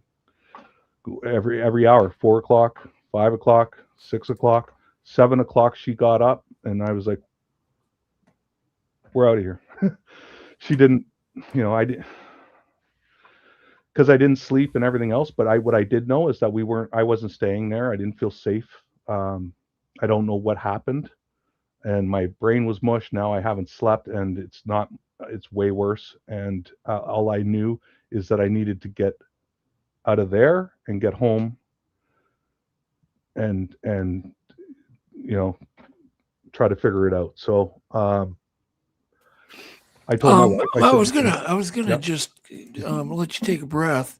Yeah. But there was a comment that was up, I think, from Flat Rockland, who you're welcome to come on, Flat. Jeff can send you a join link. But he said he has heard of countless other stories of people encountering this invisible force field. Yeah. That you describe. Yeah. Yeah. So you're not alone on that either. That I know now. And I know it in great detail, because I told my wife we're leaving at 7 a.m. when I got up. I just said, we're out of here. And she said, what's going on? I said, I don't want to talk about it. And she looked at me in horror and said, what the hell is wrong with your arm? And I said, I had an accident at the fire last night, honey. We need to go home. Yeah. And she said, we need to go to the hospital. I said, it's fine. We need to go home. I'll look at it then, and then I can go to a hospital in Toronto. I live a block away from my condo. Roger, have you, just hang on a second, have you ever heard, Roger kind of knows everything. Roger, have you ever heard of Someone force being field frozen? encounter? Verax knows the answer to this question. That's kind of what drew him to me, because I had told one of my stories where I had tried to step forward. I was around 12 or 13 out hunting, and I got this, the only, word foreboding feeling of dread. If I kept going the way I was going, I wasn't coming out of the woods. But I fought it, and I went, like he said, I started forward and I tried to move my foot 3 or 4 times. I tried to lean into it. I tried to move. I could not move. Wow. And it was so bad that That's like a nightmare. it could, yeah, but it's like Verax says, you're like, what is this? Or am I crazy? And then I'm trying to talk to myself. Don't punk out. I thought it was fear, and then I tried to move my foot several times and I couldn't. And finally I don't know if it was my age, the difference between Verax, being older at the time and never having anything happen to me being young and naive. In my head, I said, if you'll let me go, I'll turn with my right foot and go back to the house, and I won't come back today. And like he said, as soon as I thought that, it's almost a physical release. Like you're frozen. You can't move. And it's like, I felt it release, and I did exactly what I promised and went right back home. So I don't know what that is, but I'll tell you this, Verax, I've had it happen a few more times, but different, where, I need to pull out. There's plenty of room to pull out, no traffic, but I can't. And a couple of times in my life, if I'd have pulled out right then, I wouldn't be here right now. So it may be a protection thing. I have a question, Verax. Yeah. So when you're standing there, as you're falling forward, when this whatever grabs you, did you feel like pressure behind the neck, your shirt grab, a hand, or what did it feel like? It happened so quick, Roger. I mean, I can answer you what I feel like I felt happened was like in the middle of my back. Like I said, I'm not a small guy. I'm a pretty big guy, but it felt like a hand just went like that, like literally. Go ahead. The reason I asked you that, you said the middle of your back. Yeah. If it had grabbed you by the right shoulder, you'd have flipped and twisted. Right. Yeah. Oh yeah. Right in the middle, flipped, and you flipped over one time. And like a horseshoe. Yeah. Yeah. Yeah. When you playing the horse. Straight back. And it was straight back from what I Did you go upside down, David? I did a 360 somersault. Jeez. And landed on my back. That's some force. It was incredible.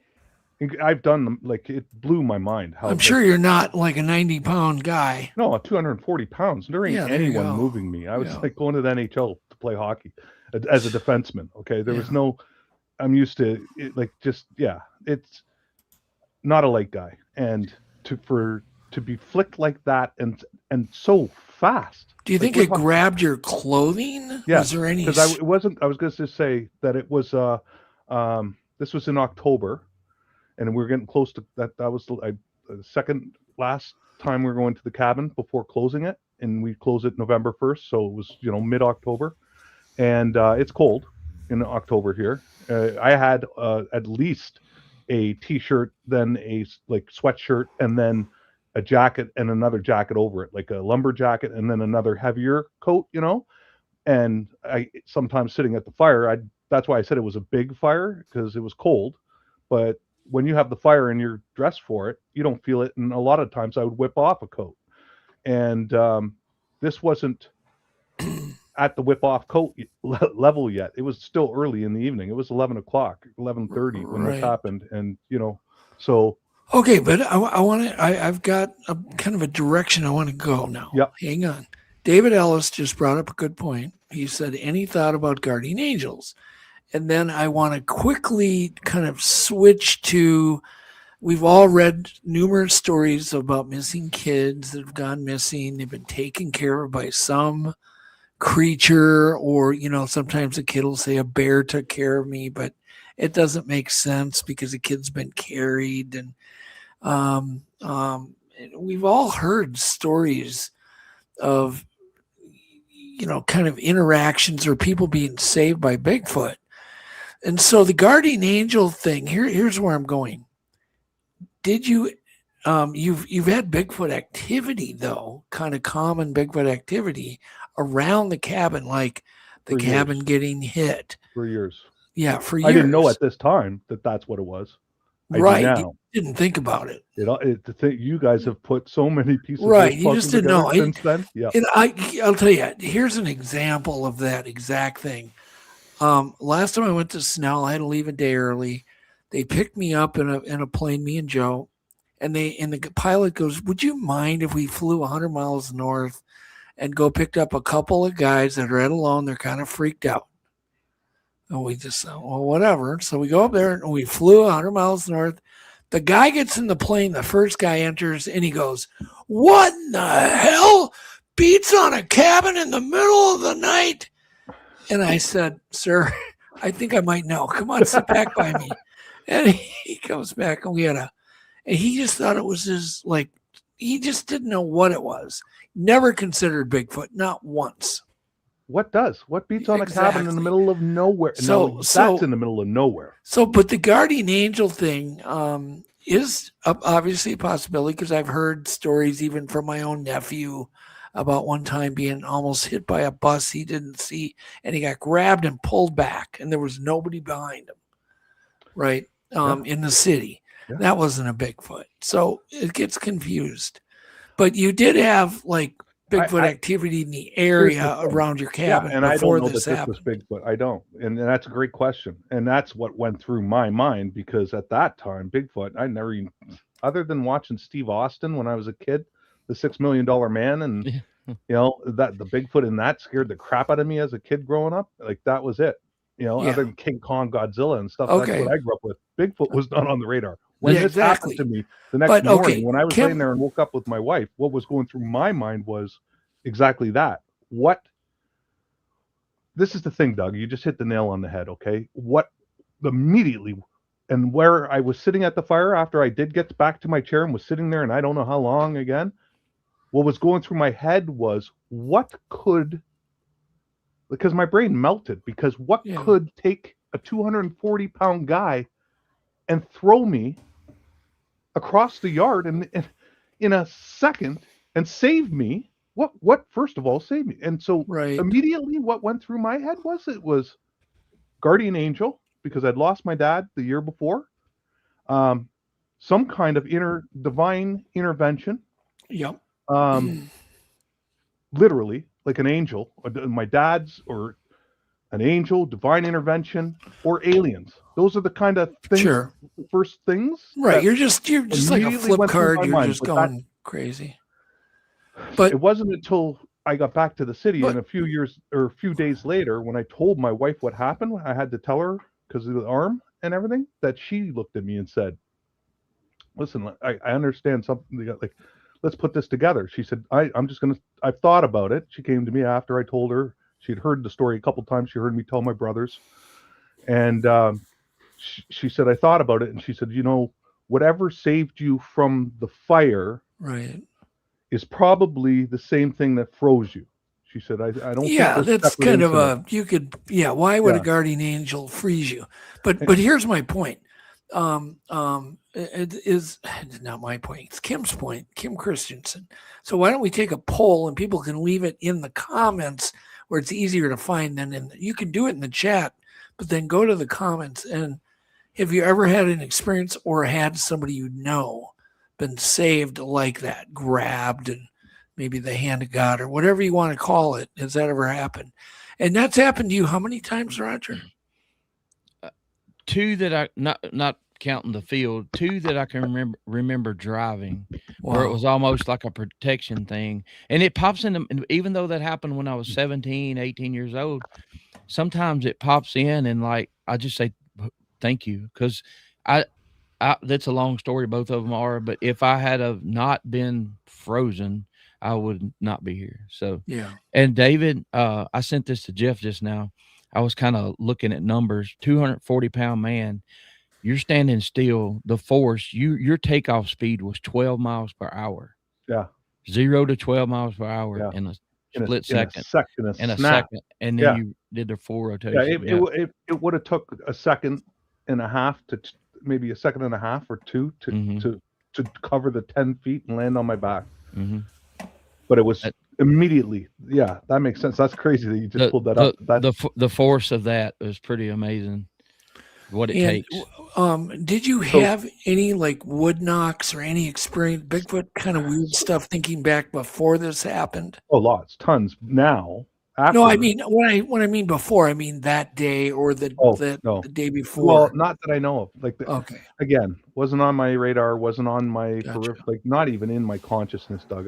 But you definitely did after this experience, and you paid more. You paid more attention to it. So, and this is what I was going to say because it kind of ties into what Roger said as well, where he's had now a couple, or he put together a few experiences where, call it what you want, divine intervention or something stopped him from doing what his intention was. Okay.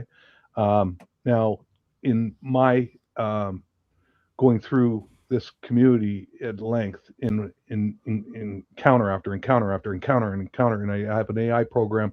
I got a degree in AI in the last 2 years, and part of it was to analyze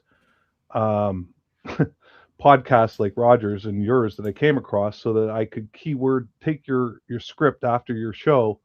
I'd take the script, put it into my AI program, and it's going to run through the script for keywords, looking for paralyzed, a whole bunch of keywords, paralyzed, paralysis, sleep paralysis while awake, anyway. And in order to try to find other people that this has happened to. And it's the reason I got onto this anyway, that's another long story. I found the Bigfoot. Well, hang on, hey, we're going to cover a lot of ground tonight. There's no rush. Okay, so we've got Flat Rockland. Yeah, bring him in. He's great. Yeah, he's great. The other thing is Doug. I'd just like to say too, what helped me huge is when I did tell this on that open mic night, Carl Soup was on your show that Carl night. Soup, yeah. Sup. I like the soup though. Carl Sup, sorry. Carl Sup. And I owe a great deal of gratitude to him. Carl's amazing. To I love Dr. Carl. Robinson and to Flat Rockland, because they were all on that show. Like I said, it was almost like divine intervention that show happened the day after I just got back, and this was not like on my radar. Like it just wasn't in my consciousness to this community and this phenomena. And the fact that those specific people just happened to be on that open mic night that night after all of this just happened was to me mind blowing. Yeah. Okay, it was mind blowing and game changer as far as my mental state, because I'm not lying to you at all whatsoever when I say psychiatric help was on. It's the first thing I did when I got back to Toronto. The next day after I slept for 24 hours was I need to go see a doctor, not for my arm, for my head, because I think I had a mental break. I don't know what just happened to me at the cabin, but there was so much that goes through you emotionally. I was wrecked. And in trying to put any of the stuff that makes zero sense whatsoever, like your brain's scrambled. I wasn't, it's in a good place. So, but then to have your show with those individuals, and then Carl Sup, this happened to Carl Sup. He was frozen he knew he had been a researcher already for years up to this point, and he knew the Sasquatch was in the bush that he was going towards, and it froze him. And Carl Sup, and a bunch of individuals that I've come across in this community at large have had this happen to them, that I've found now and listened to their encounters of what happened to them. And Roger, the way he describes it, the way they all describe it, they describe it better than I can. Right. They describe it way better and clearer than I can.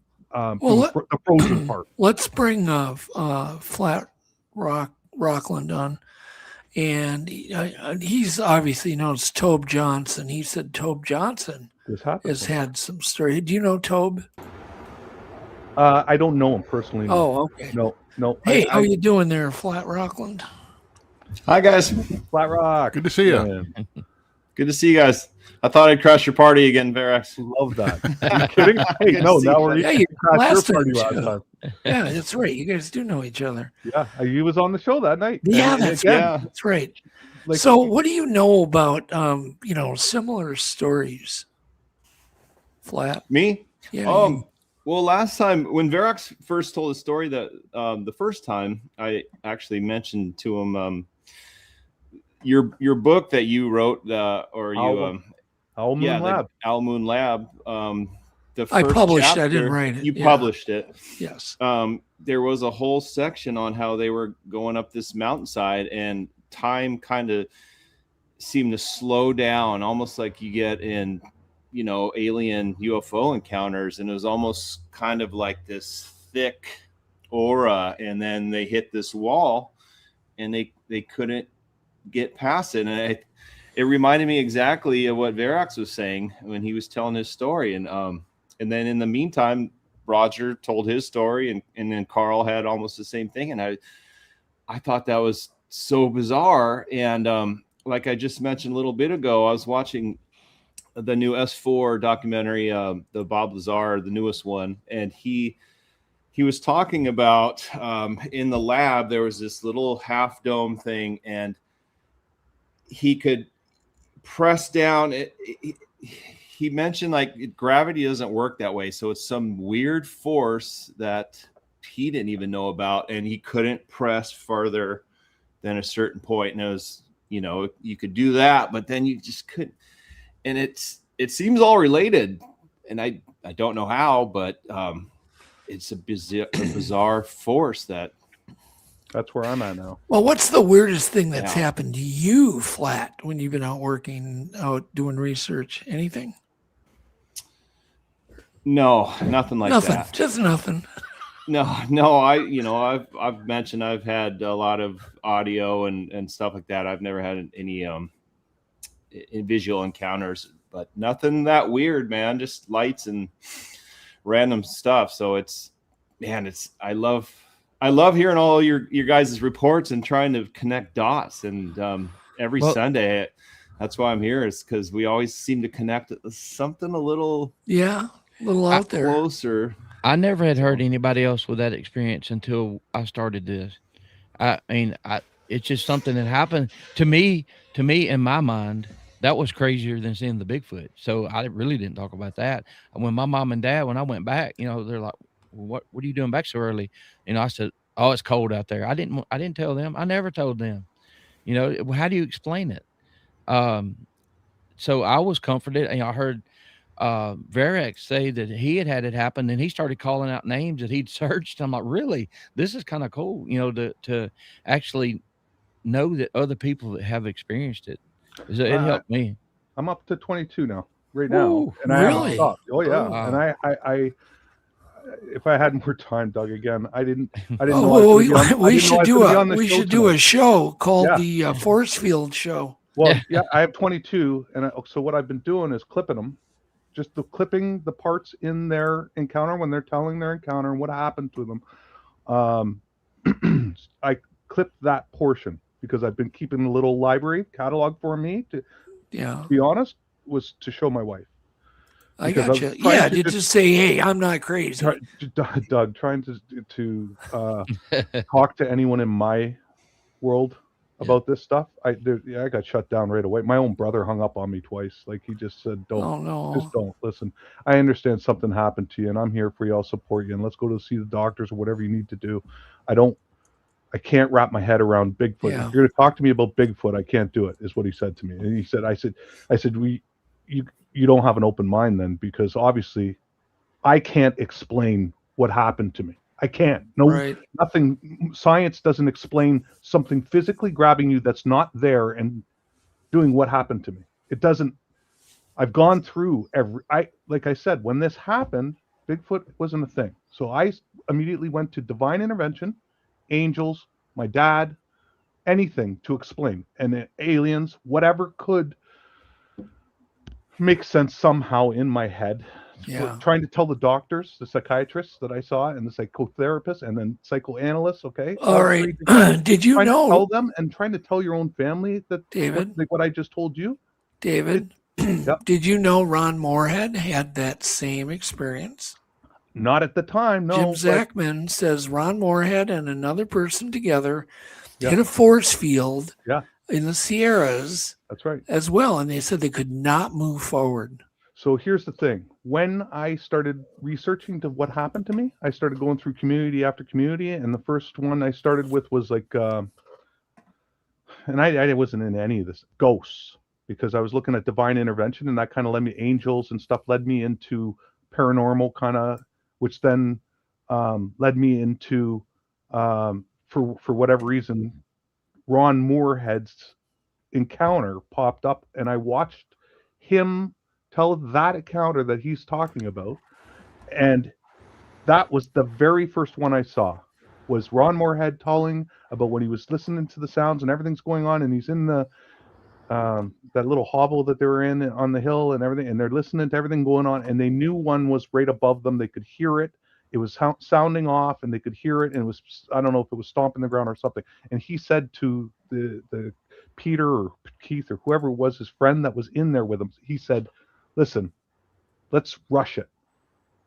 And his friend said, "What? Serious?" He said, I want to see this thing. I'm tired of listening to it. I want to see it. And his friend said, "Okay." And he said, "On 3, we're going to out the door, up the hill." He said, "Okay." They did. And jumped out, got about 6-7 feet up the hill, 7 steps up the hill, and frozen, solid. And Ron, this is the encounter, the very first one I heard of that describes what happened to me. And he described it in a better way than I could. He said that his friend said, "Ron, I can't move." And Ron said, "Nor can I. I can't move either." What? And they're trying. He said, I think Ron said, "I can't go. I can't go." He said, and his friend said it was 3 feet behind him. He said, "I can't either." And he said, "Get back. Let's go back to their hut, whatever they're staying in there. I don't know what you want to call that, but their camp." And he said, "Try to go back." And they turned, and it was like they were released. As soon as they turned around to go the other way, they were released and they could go back. And he told that. When I heard that, okay, I hadn't found anything or shred of anything that describes what could have done that to me until I heard that encounter with Ron Moorhead, and my mouth hit the floor. And I just went, I must have watched that no less than 50 times. I screamed to get my wife, made her watch it. And she said, because I didn't know where she was at with this either. Like, you could tell your wife and everything else, and she could believe you all day. And she saw me go and knew I was going to the psychiatrist and everything. But I'm also smart enough to know that, like, what's she thinking? I don't want her to think I've lost my mind, even though I think I've lost my mind at that point. Everything was coming crashing. My world was collapsing hard, losing my family members, losing the respect of anyone that I had. No one. Okay, so that's why when I say I found the community and a family, to be able to deal with this has been hell. Okay, personally, in my own personal life. So yeah, coming here every week, I'm religious because I want to find other individuals that can validate what happened to me. I want to know what happened to me. Okay, I'm not sold that it's Sasquatch and Bigfoot. What I am sold is that I have everything that a lot of these people are describing as Sasquatch, that have a lot more experience and a lot more years, like yourself, going to Snow Grove every year, and having you describe what's happened up there, happening at the cabin, has put a lot of dominoes in order and put a lot of things, pieces of the puzzle together for me, and have helped me huge. And so yes, am I sold that that's the only thing that's happening? No. Could it have been alien? It was Flat Rockland when we talked that night that he then put aliens, because I thought aliens right away because I didn't know about Sasquatch or Bigfoot or anything, but I'm thinking, what could do that to you? And I had a ton of alien activity at the cabin. I'd watch them dance all night. Like, crazy stuff happened there. I had one hit the water. So well, I want to get into that. I want to get into Flat Rockland's point, though, that where he just said that he feels that a lot of this stuff is connected. yeah, I think a lot of it's connected too. I think. Well, it just seemed like the way Bob Lazar was describing that force field. It seemed a lot like what you reported and a lot of other folks have. Are you talking about the Bob Lazar? Yeah. He described it as like two magnets, and you get a powerful magnet, and you get too close, you can't go any further, and you could kind of go back. But that's exactly the feeling. That's exactly the. It might happen during the day, and for people in chat that's never had this happen, it's not like you walked into a flat wall and your nose mashed in and all. It envelops you, and you're frozen, and you can push against it all you want to, but until it lets you go, you're just, I'm glad. Thank y'all for talking about this, because that was just one of those side notes in my story, and people are like, wait, what? I'm like, yeah, I know it's crazy, but that it happened. So I appreciate y'all, talking about it so I can hear it. Yeah. It helps me. me. But Roger, I feel bad. You drove all day, you did all this. Why don't you can skip out? You can watch this later. I ain't leaving my buddy Verax. Okay, that's good. I feel guilty. Roger, listen, because when I called Roger, I'm like, yeah, just come on for 10 minutes, 5 minutes. I was horrified this morning when I woke up and got a text from you, Doug. Because I told you that I couldn't do the show because I thought I was traveling this whole week, right, for the next 2 weeks. And so I told you, let's do it in May. And you were like, yeah, okay, great. And then I forgot when I woke up. Yeah, I had the last thing I expected when I looked at my phone was Doug saying, so tonight, okay. We'll see. We got you booked. I want to do a sound and mic check, and we're doing, and send a picture of yourself and this and that. And I'm like, what? And I need that protein blocker, Jeff. Oh, he was, and then I said to Doug, you don't mean tonight. He goes, oh, I'm sorry, I forgot. Yeah, no, I forgot. I had you scheduled for today, and now I don't have a guest. And I'm like, oh boy, okay. So do you ever do this, Roger? Do you ever do this? I'm not as crafty as you. He's good. Doug has a way of getting things done and make you think it was your idea. Busted. Yeah. A pro at it. Can't confirm.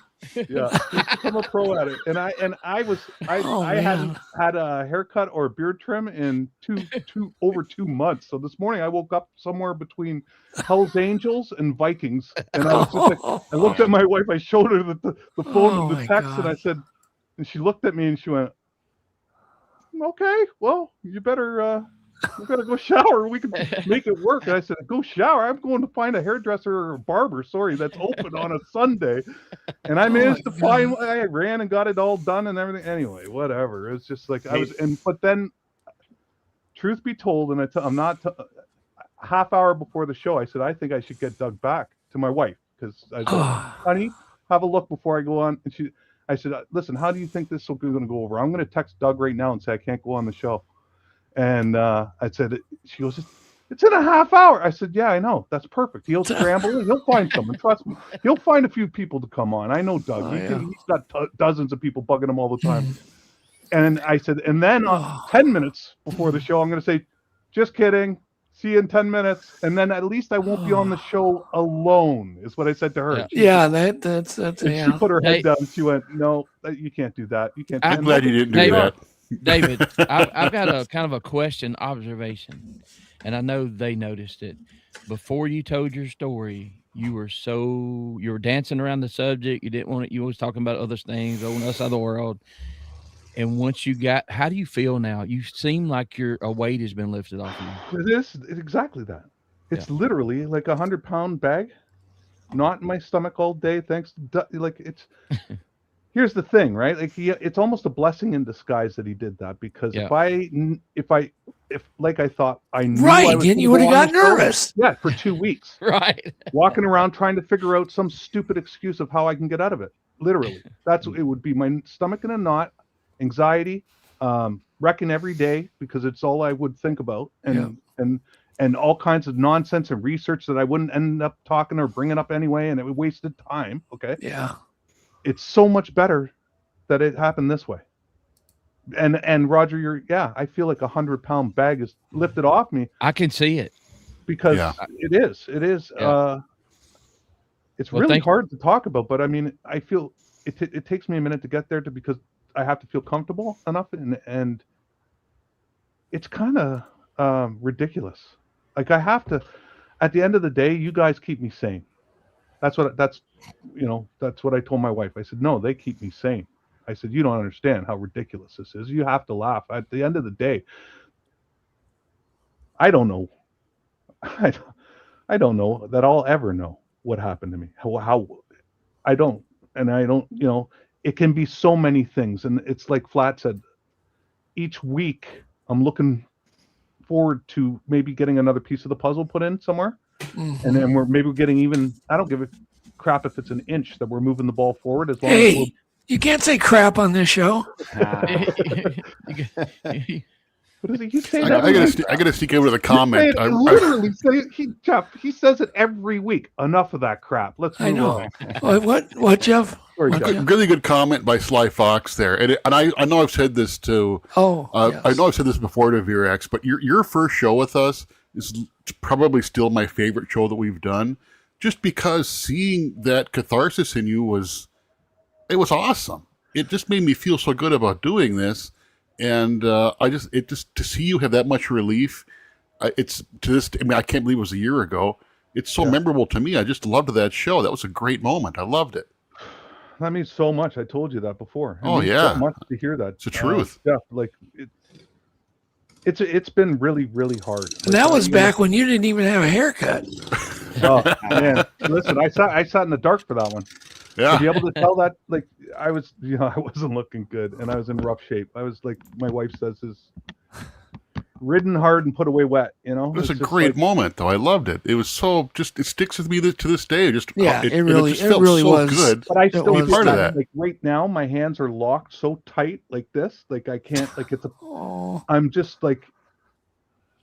It's hard. It's well. Can I ask you a couple? Are you generally somebody who's like brought to tears on a touching movie or a song, or are you kind of a mushy guy in general? Not until this happened.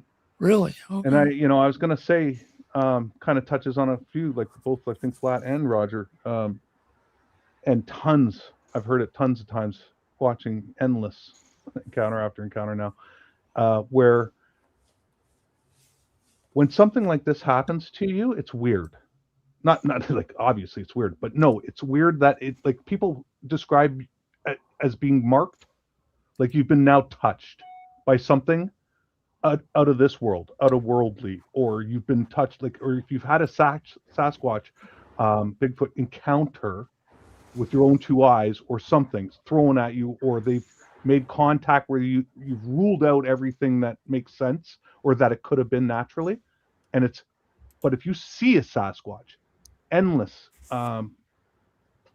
individuals that have had that encounter, whether it's on the highway or whatever, they describe themselves from that point on, then having things happen to them more often, or more likely to have some kind of high strangeness or weird encounters happening, like Roger had described earlier, where call it divine intervention or whatever, where his intent was to do something, and for whatever reason it stopped him from doing it. I've heard that multiple times. Now again, that could tie in what I now am starting to think and believe after endless research, and this is is that just all of these things could very easily be tied together. You brought up Ron Moorhead, so for me, being a data scientist and data science driven, a lot of my businesses, quantum physics, immediately when Ron Moorhead wrote that book, I was like, this might explain a lot of things. It's going to move us closer or in the right direction or anything else, at least explain the unexplainable.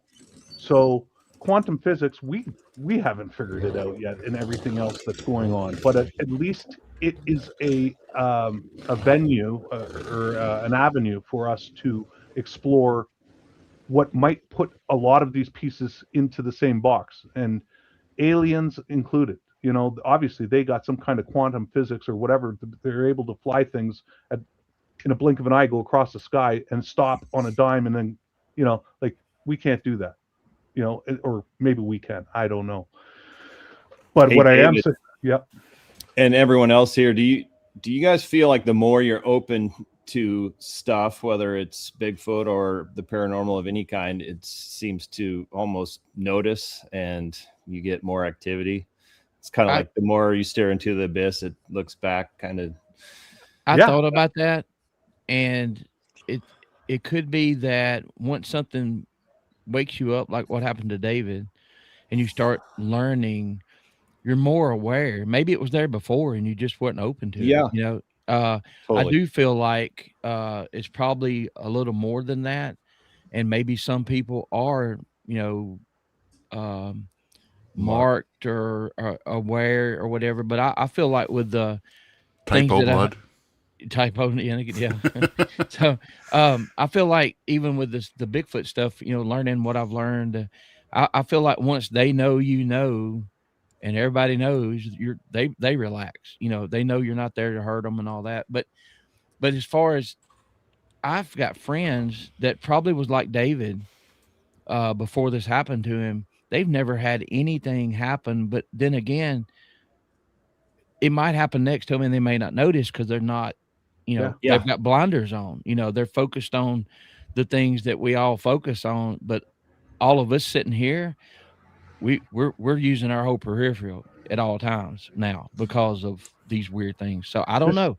That's just I think that's a lot of it, Roger. Like we'll all notice, like for instance, glyphs on a trail. Like most people would not even notice little stick structures, but once you start focusing, you start seeing a lot more nuances and little things that most people have no clue. So that's my half world of it. has completely changed exactly like that.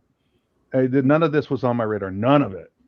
Okay. And 90, more than 90% of my friends or family or anyone in my world. And I know a lot of people not in their world, not on their minds. They're doing their day-to-day family, this, that, everything. None of this is on their radar. They may catch MonsterQuest. They may watch, episodes of certain things that are on like Fringe, but not jump into it or read into it or not look into it as an actual reality. It's a distraction from their real life, you know, going to work, feeding the kids, whatever it may be. Those shows that they watch, or these shows, if they happen to stumble across them and go, oh, cool, what a cool podcast. It talks about Bigfoot like it's real. It's like, but that's a distraction from their real life. It's not real life. It's entertainment. It's purely entertainment. And that's 90% of the people walking around. Yeah. For me, it's changed everything because of what you said. It's the more that I started watching once I did get into the Ron Moorhead thing, and then like I said, I'll show you the 22 clips that I've gathered now of all describing exactly what happened to me and Roger. Carl Supp was massive for me, you know, having the experience and going through, and then me going and watching all of those guys, every podcast that they've done, I watched them to hear that little 20-30 second clip of the whole hour and a half. I just wanted that 20-second, 30 seconds that they were going to talk about, but specifically describing what happened to me to put, you know, to make it make sense and to validate. But since then, it's like you said, you're open. And I'm looking at it. Are you going to go back to your cabin this summer and enjoy it? I can't wait. I'm there in 2 weeks. I can't wait. Oh, really? Okay, good. I had huge help. Okay. Like you wouldn't believe the questions. Okay. Honestly, guys, you would not believe the questions I've asked in some of these podcasts live that I've been in and watched where they've been interviewing someone that I've asked some pretty ridiculous questions to try to learn and wrap my head around where I am mentally, whether I'm still crazy, going, you know, lost it, ever going to regain or get back to where I was before this happened. All kinds of stuff. Like I've done the emotional spectrum.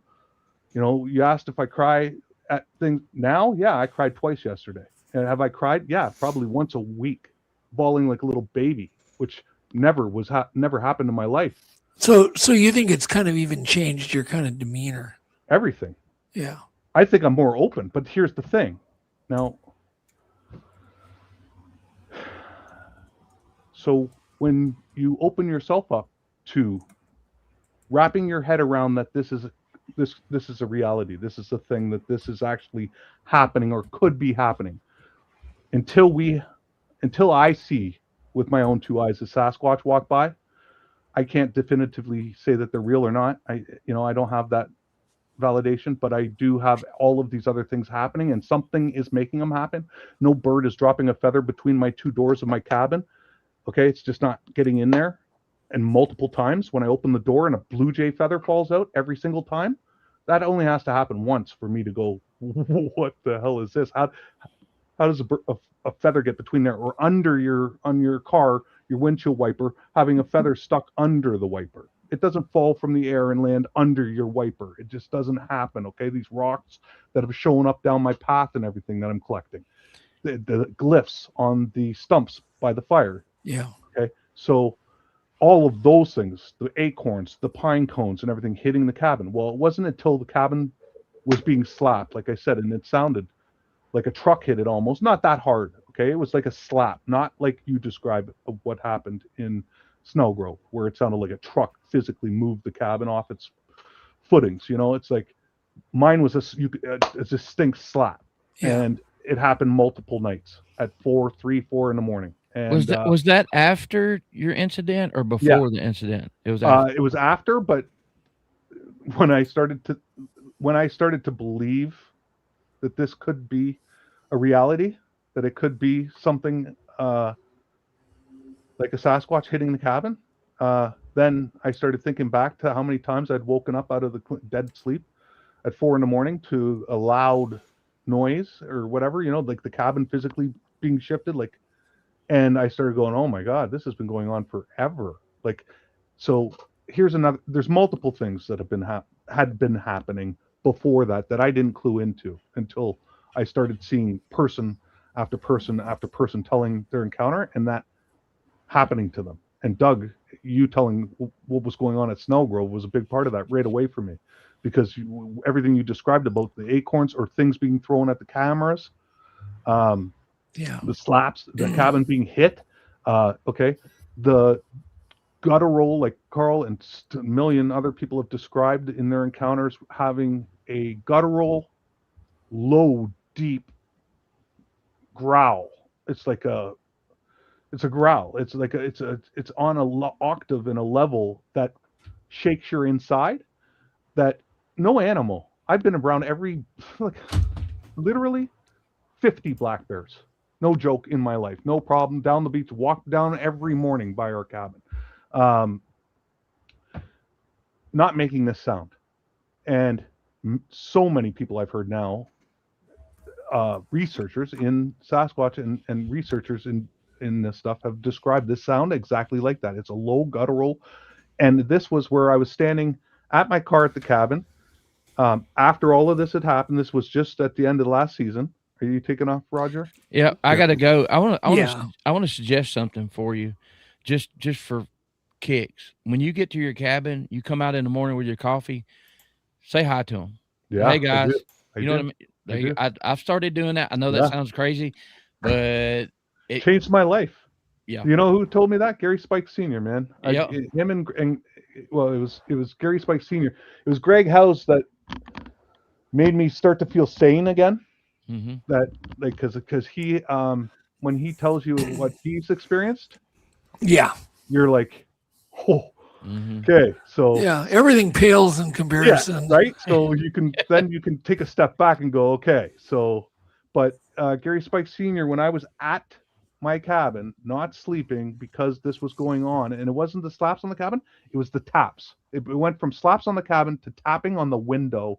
We have a massive bay window in our bedroom. Massive, and it's covered with curtains, but at 3:30 in the morning, or real quick, and then nothing, right? And I'm laying there, and I wake up, and I'm like, is that really happening right when you're awake? And I'm like, okay, I gotta look. Is it some asshole like stealing my boat? Like, who knows what's going on out there? Something like, excuse my language, but I gotta look and open the curtains and there's nothing there. When I'm walking back to the bed to get in, turn around and it's like, I'm going out, getting the flashlight out the front door and walking all the way around in the pitch dark to find out what the hell, and there's nothing there. So this is going on. Okay. That is happening.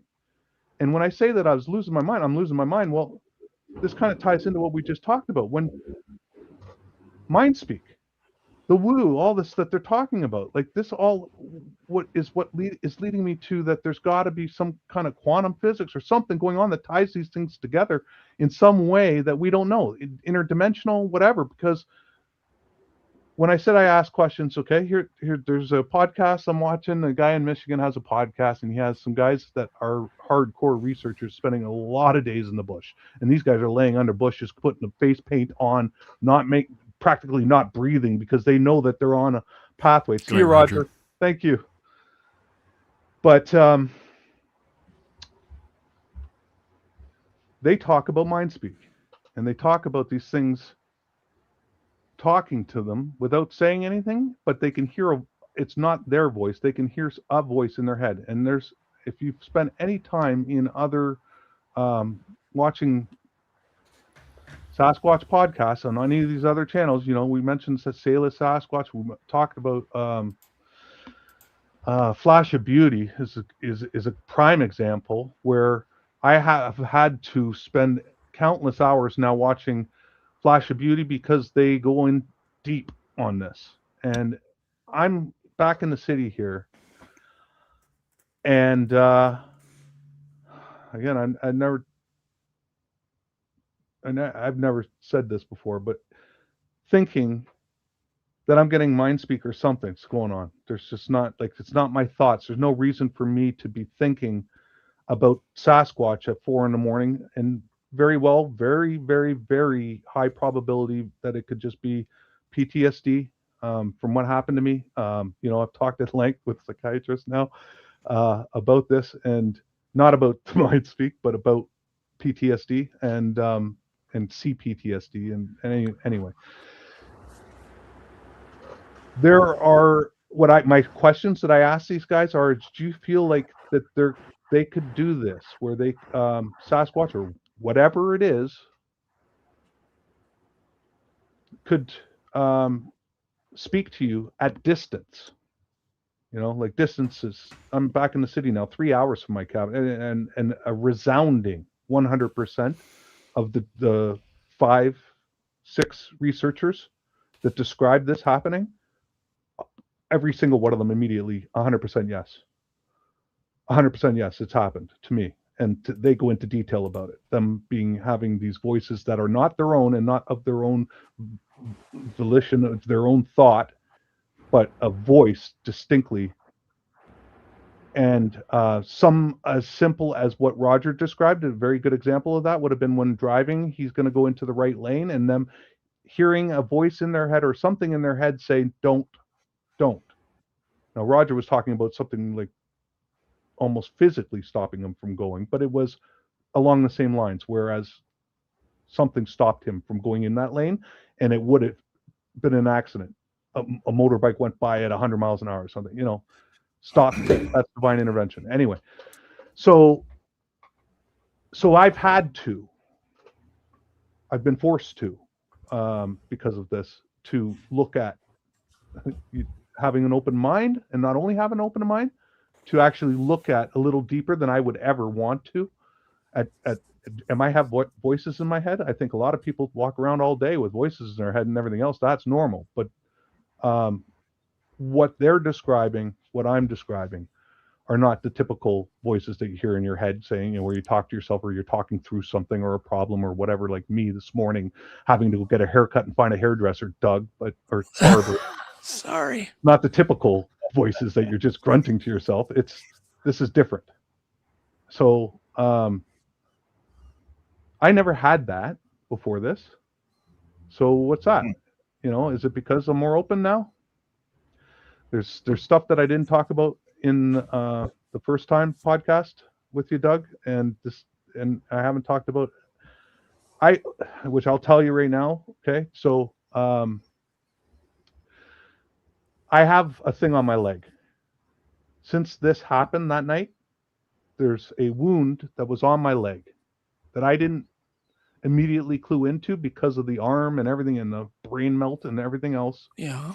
It wasn't on my radar. It didn't play into it. I thought it was from the flip and where I landed in the bush.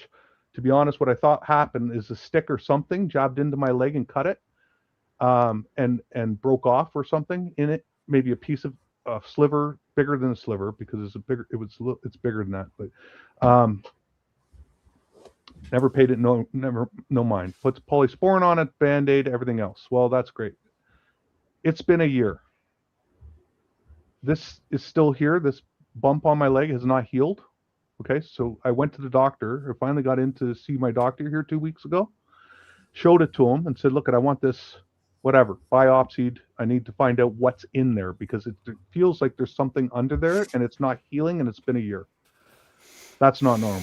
Okay. Had tons and tons of cuts. Everyone has, like, you know, growing up as a kid and everything else, falling off your bike. It heals. This is not healing. So I want to find out what's in my leg. He says, well, it could be a bunch of things. He said, I don't think that it's anything harmful.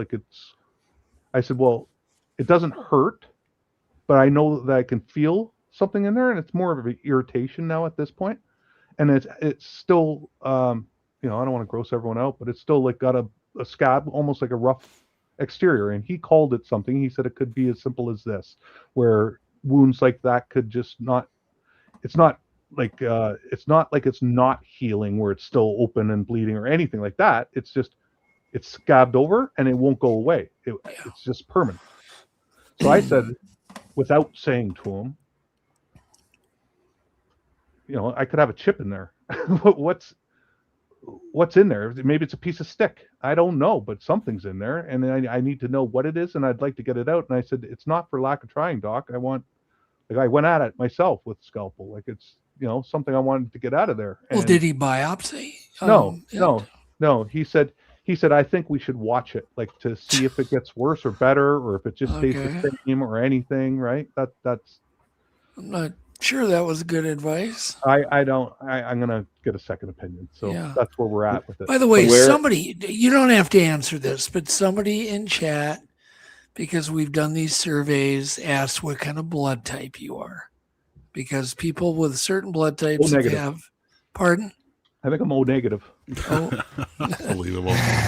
Yeah, that's the going. So there you go. He answered it. Yeah. So, and I can't see chat, so I apologize to everyone in chat. I know you guys see me every week, and they're firing questions and everything else. Yeah. Well, I hope that. Yeah, obviously, I hope that you guys are watching. So anyhow, that was the right answer. That's what everybody figured you were. Well, that's it. It's on the outside of my leg, Flat. You were going to ask. It's on the outside of my right knee. So How'd you know I was going to ask that? Yeah, I know. You read my mind. Yeah, well, get used to it. Outside of your right knee, okay. Yeah, outside of my right knee, and I'd show you, but it's just like maybe taking a little too far, but there's something there, and it's not there's normal. a doctor in chat right now, but I'm not sure if he said he was getting tired, and Rostie was in here. Here's the other thing I would have liked to have done right away, and that I'm strongly considering that I brought up to my doctor, 2 weeks ago. Regression hypnosis. It's been brought up a couple times to me because of the me not knowing how long I was laying there and how long, if I was blacked out. This thing on my leg were they operating on me on the ground there? Who knows what was going, like, I have no idea. Yeah, no, I can see what I've been told is that you could get a biopsy, or not a biopsy, there's another name, ultrasound or something, that they can do to find out if there's anything in there that would, if there was something in there, they would be able to see it. At least give me that. Yeah, even a simple x-ray would tell you something. Yeah. Give me the closure on that. And the whole regression hypnosis would give me closure on,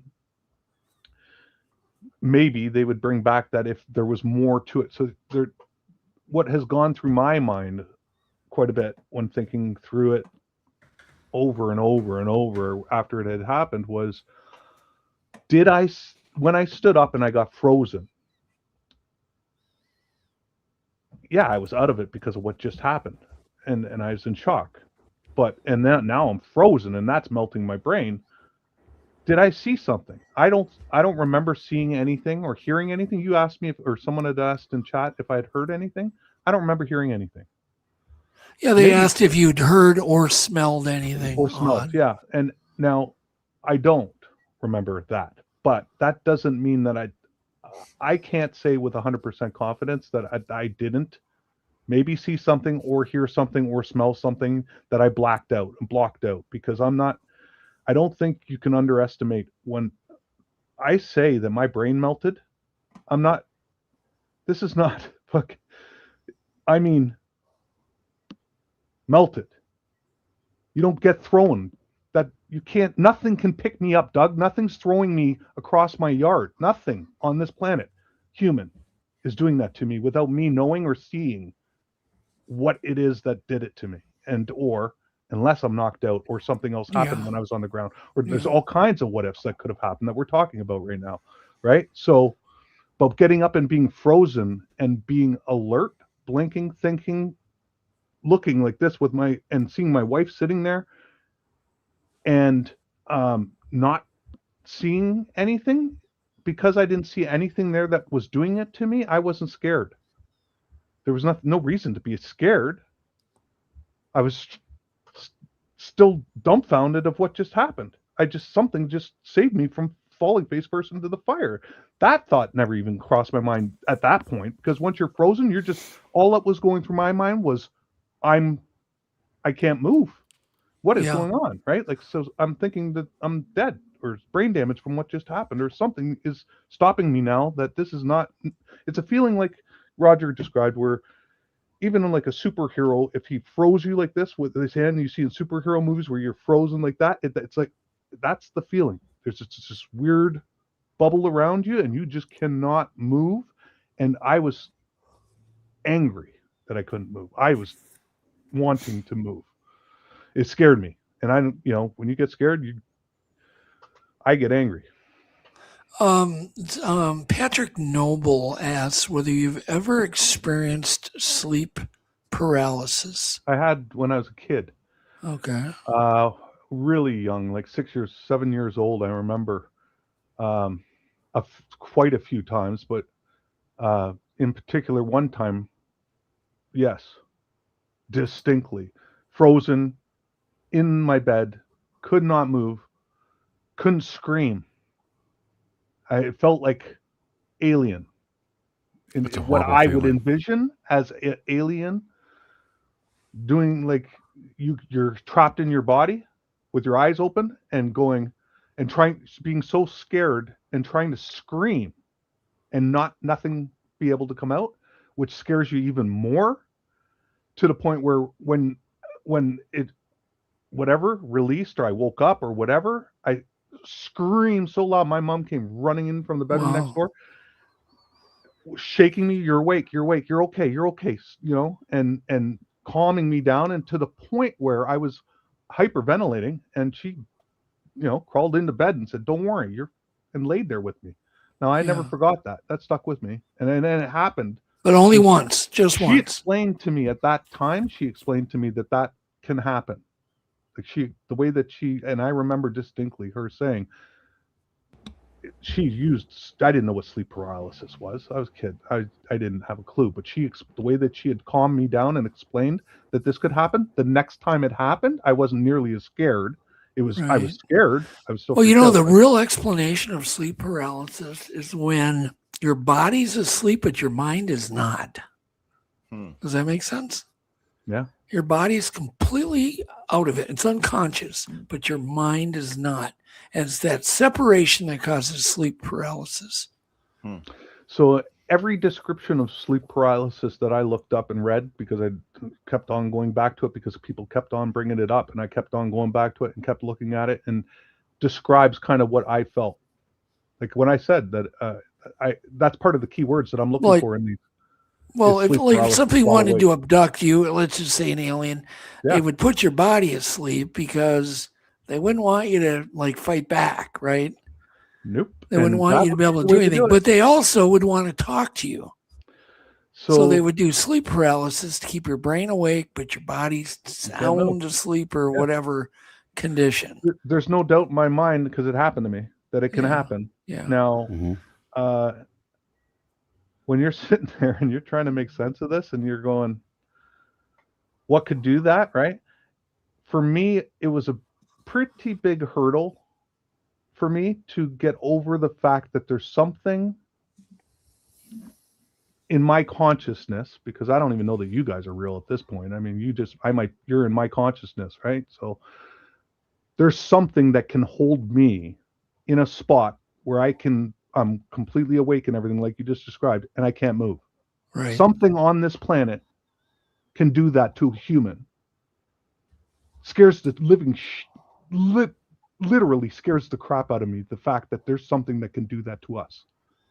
And not know. It'd be different if we knew that what it was that could do that to you.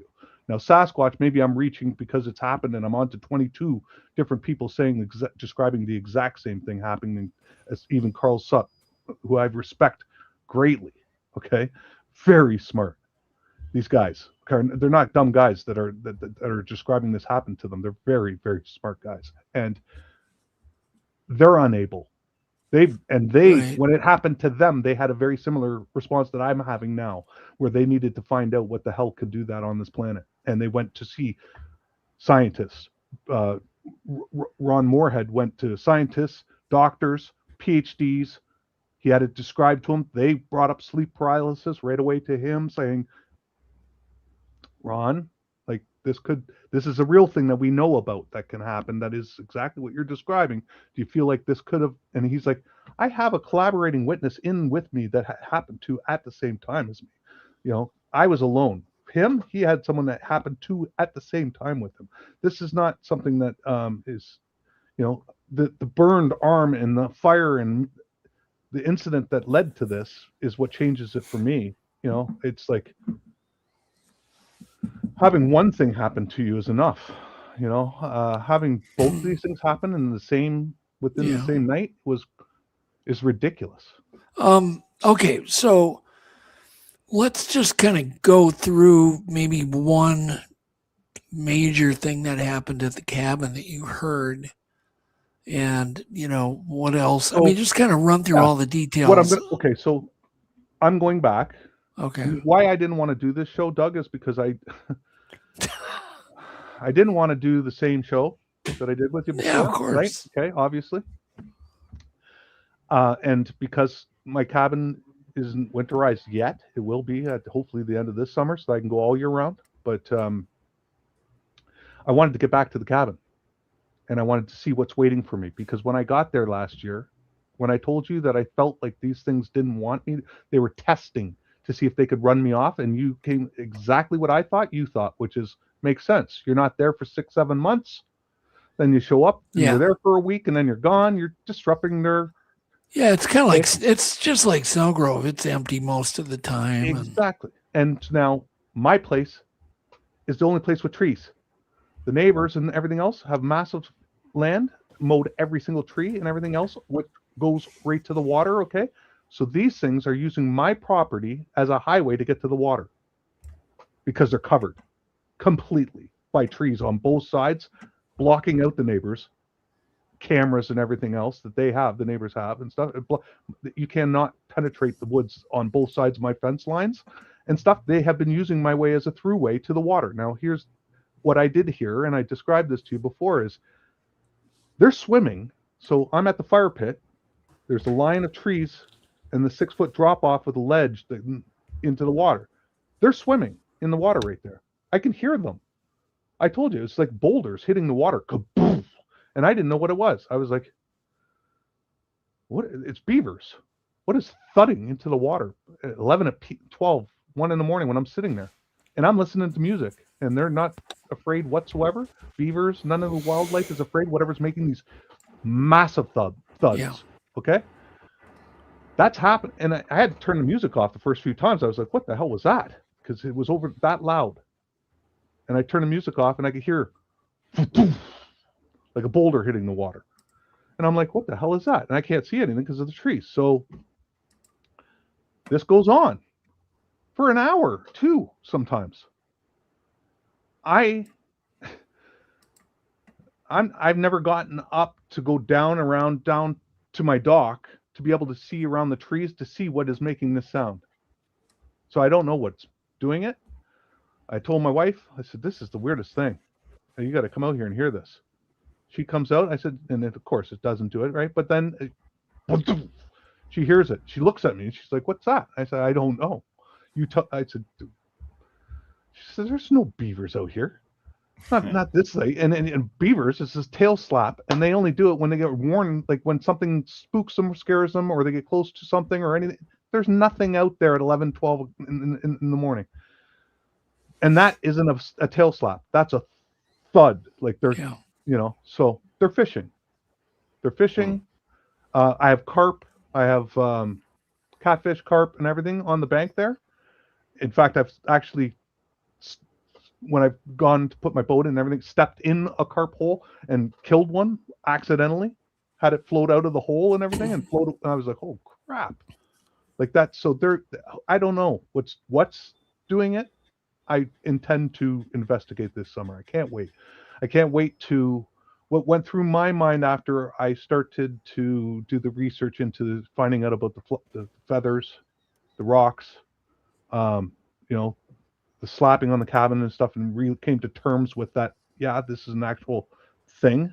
Okay, was the glyphs, and I've been talking to Carl. Carl Suck put me on to a couple really good resources. Roger put me on to a couple good resources to doing further my research in glyphs, because immediately what happened, when I started finding these little stick structures, I said, they're trying to communicate. Obviously, why would you leave something there unless you wanted me to find it? It's on a stump by the fire. Like there's nothing. These sticks aren't falling in this order. It's not happening.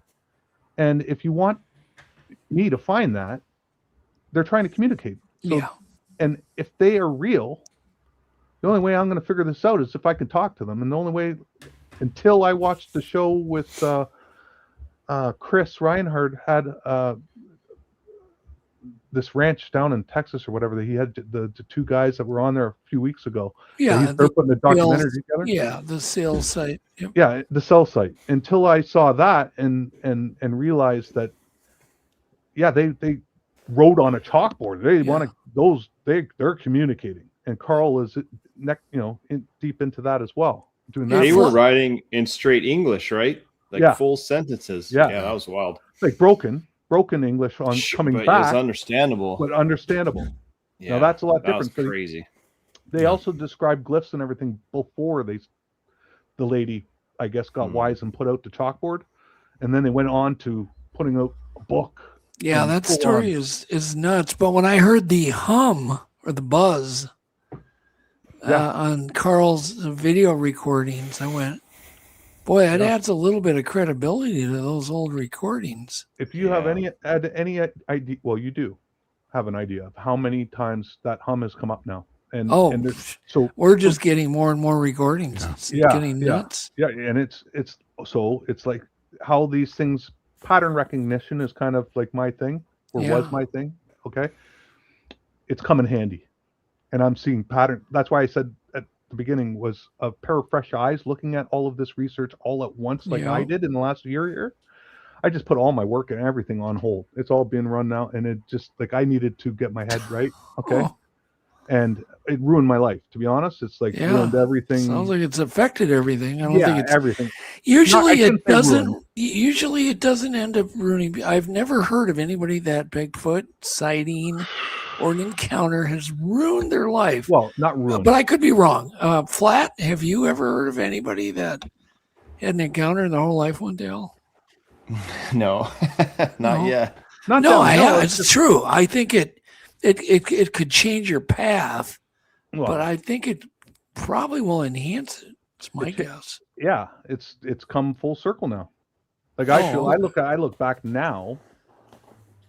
When I say that, sorry, it's ruined my life. I meant like the months that followed. trying to make sense of what happened. Well, yeah, but I'm talking long term. Now, not short term. it's been nothing but a blessing. The people I've met in this community and everything else, and how it's given me clarity in my own personal life of people I had in my life that should never have been in my life. It's like I've weeded out the wheat from the chaff, like just things like that, and opened my mind to a whole world of like really good people in these communities, like that have open minds, right? They're not closed-minded, not superficial, not just really good people. It's the best way. Verax too. You touched something else. You touched on. You've kind of accessed the next level of connecting the dots, and a part of that is because you watch a lot of the shows, and you're very active in the chat. And one thing that I really recommend to our audience, especially the people who are kind of lurkers, there's a great show on just about every night. I mean, on our network, on other networks too, and it's so fun seeing the same people in chat participating. I've seen you, and I watched an episode of Chris's show with when Carl was on.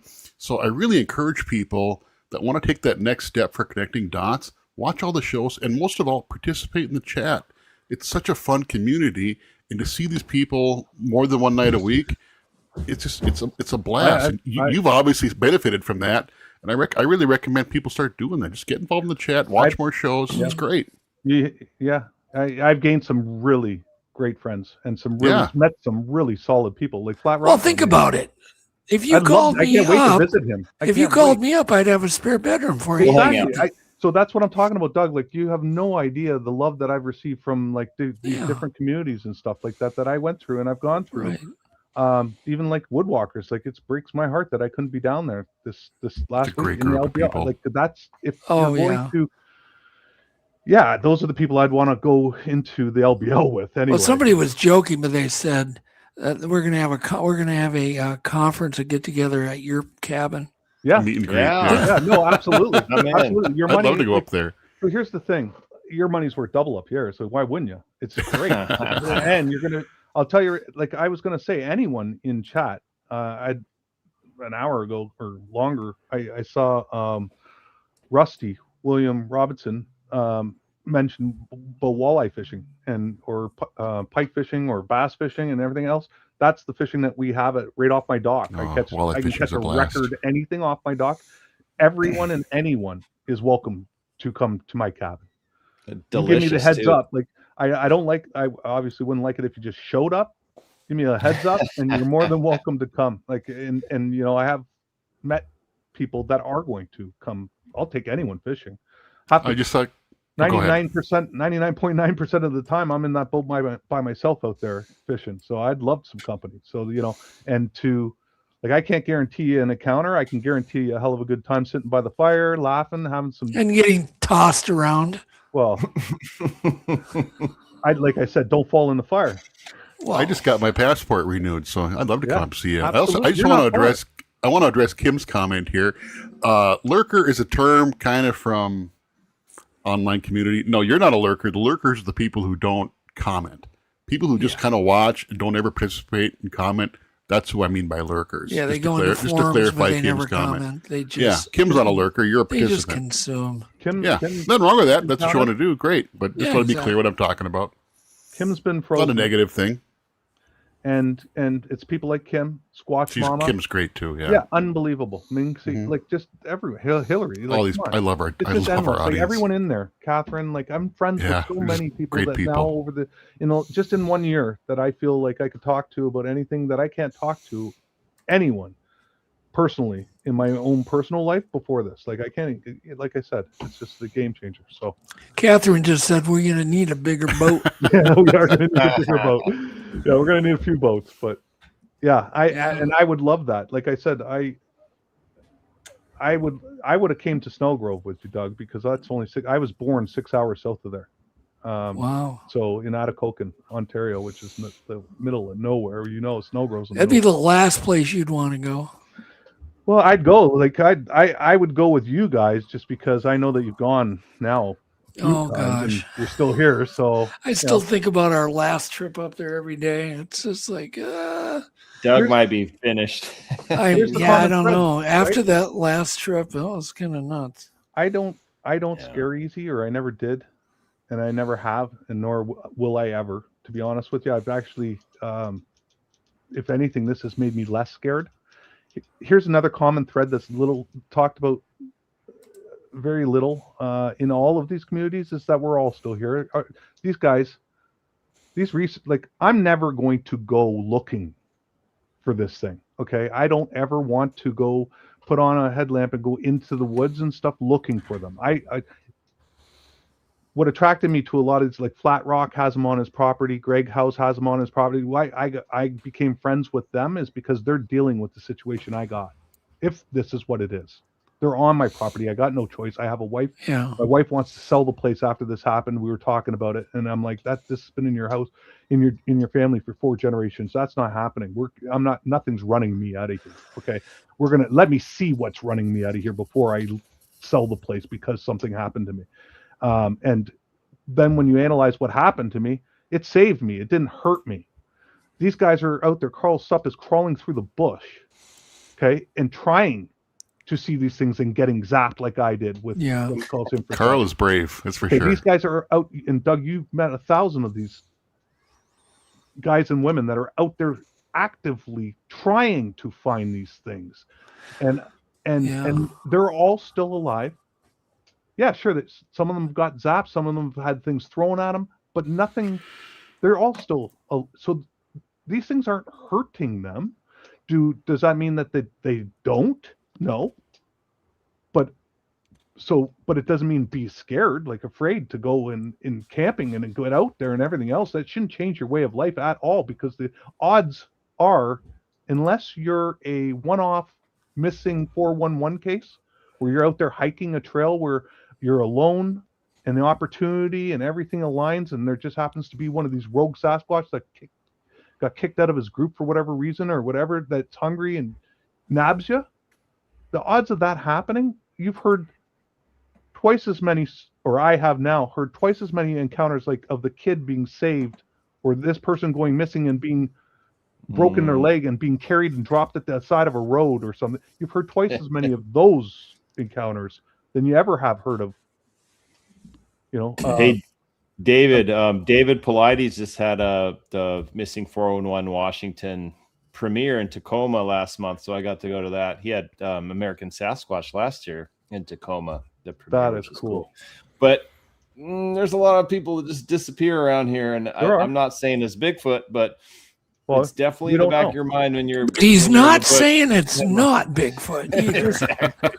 There's just other weird crap. Here's the thing. So then I thought about that because Missing 411, I got on Dave Paulides. I watched all his movies, and they're awesome. I thought they were great, and wow, it really kind of blows your mind when you look at how many missing people go missing in your parks, like those huge, massive parks, and then you hear he's the one that actually kicked open the door to that they don't keep a registry in public of how many people go missing, which then the public has no idea of how many people are going missing, which is wrong.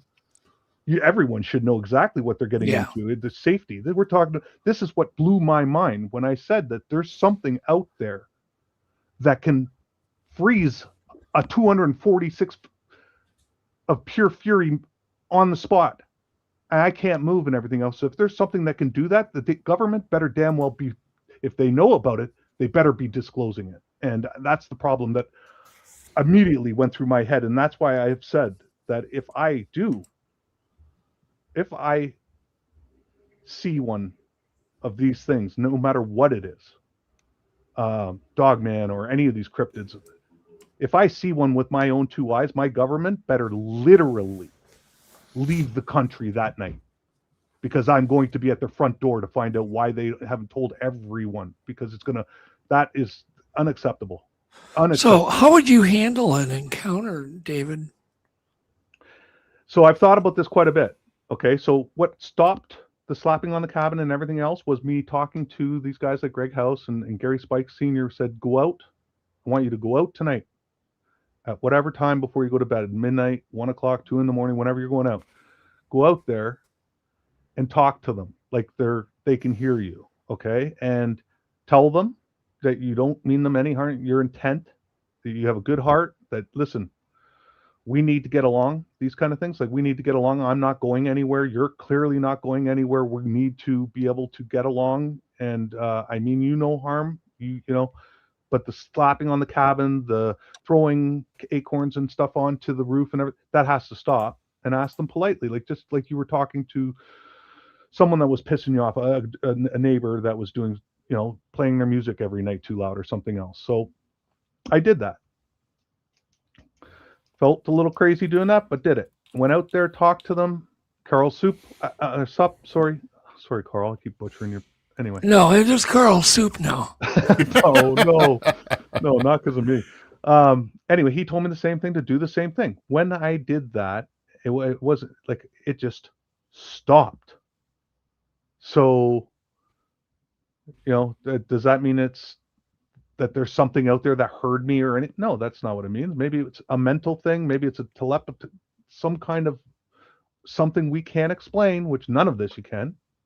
But maybe it's one of those things that, but it stopped. The slapping on the cabin. What started was instead of acorns, pine cones being thrown and everything else, and the slaps on the cabin and the taps on the window, which was like really getting me nutty. Like, I was going out there in my underwear with a flashlight, walking around the cabin at 4 a.m, like just out of my mind. I don't know what I was thinking. Like, if there was something, even if it was like a kid or neighbor or what was I gonna do? Like, flash the, you know, like idiot. And I'm in Canada. We're not. This is the game changer. Okay, we don't have guns. It's not. Yes, we have the third most amount of hunting rifles on the planet out of any country. Okay, so the U.S. is number one. There's another country that has more. Russia or somewhere has more guns. Canada's number third. So it's a misnomer that we don't have any guns. But those are hunters. They're using their guns specifically for that reason. Okay. So the common Canadian doesn't have a gun under his bed or anything else. Like, all you guys have one in every room. So like, your Greg House has one in the back, like every room, right? So it's like, it's not like that. We don't have that. So right here. I have bear spray, you know, like we have those kind of things, right? So there's no self-defense mode. Again, it brings back to also what I learned was you can't be scared. You can't be afraid.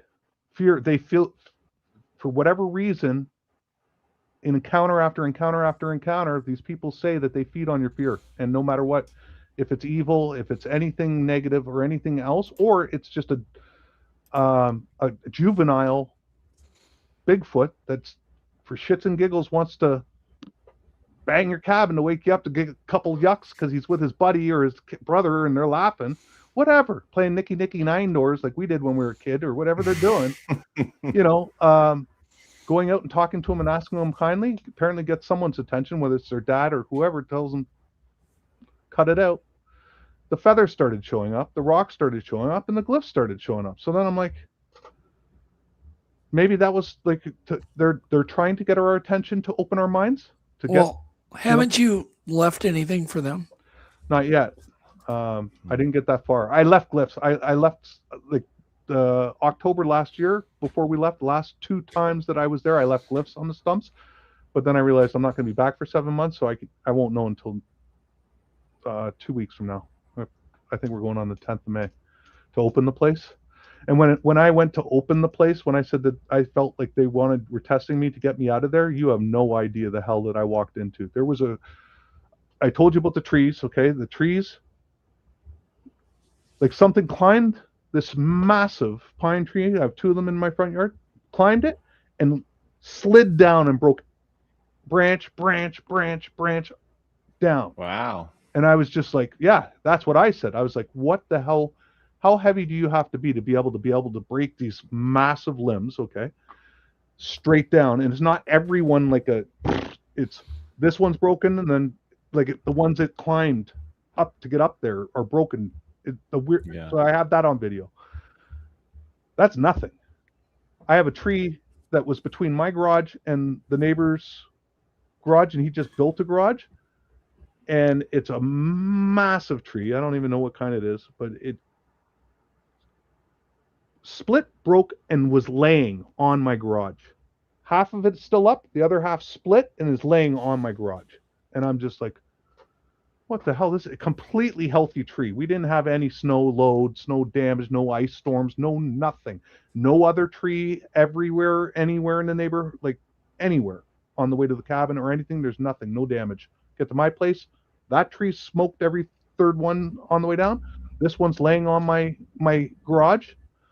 I'm like, oh shit, that's gonna cost. That sucks because I have chainsaws. That's bigger than me. I go into the cabin. I go into turn the water on, turn the heat on, the pump, fill the heating tank, everything else, get it all going. And my wife goes and I said, honey, turn on the taps to check the water. You know, so she turns on the tap, the water comes out. I hear her scream. I'm like, what? She's like, there's something wrong with the water. I said, what do you mean? She says, it stinks. I said, yeah, okay. Well, it's been sitting for 6 months, 7 months, if whatever. There might have been residue in the pipe, even though we leave them open. Obviously, there can't be any air in there in the winter when it freezes and everything else. Anyway, no, you need to come smell this. It's bad. So I turn it on, and immediately I'm like, oh shit, excuse my language, that's death. It smells like death. If you've ever smelt a decomposing animal or anything, that's what it smelled like. It's got a very distinct smell. So I said, okay, don't turn on the taps because that's bad. So go down to the well. Got to see what's going on. Open. There's a 200-pound weight on the well, which I have all of this, and I have videos that I should have, if we had more time, I'd show you. But we're probably into like 8 hours now. I lift the thing off the well. I look in, and the smell slaps me in the face. I'm like, oh God, okay, that's where it's coming from. There's something in the well, honey. Go get the fishing net. Get down there, pull it out. Sure enough, there's something floating. Fish it out with the net, everything else, get it out. I look at it. I'm like, what the hell is that? It looks like a cat. I said, how's a cat get in the well? And I'm looking like I don't like my neighbors very much. A cat in the well.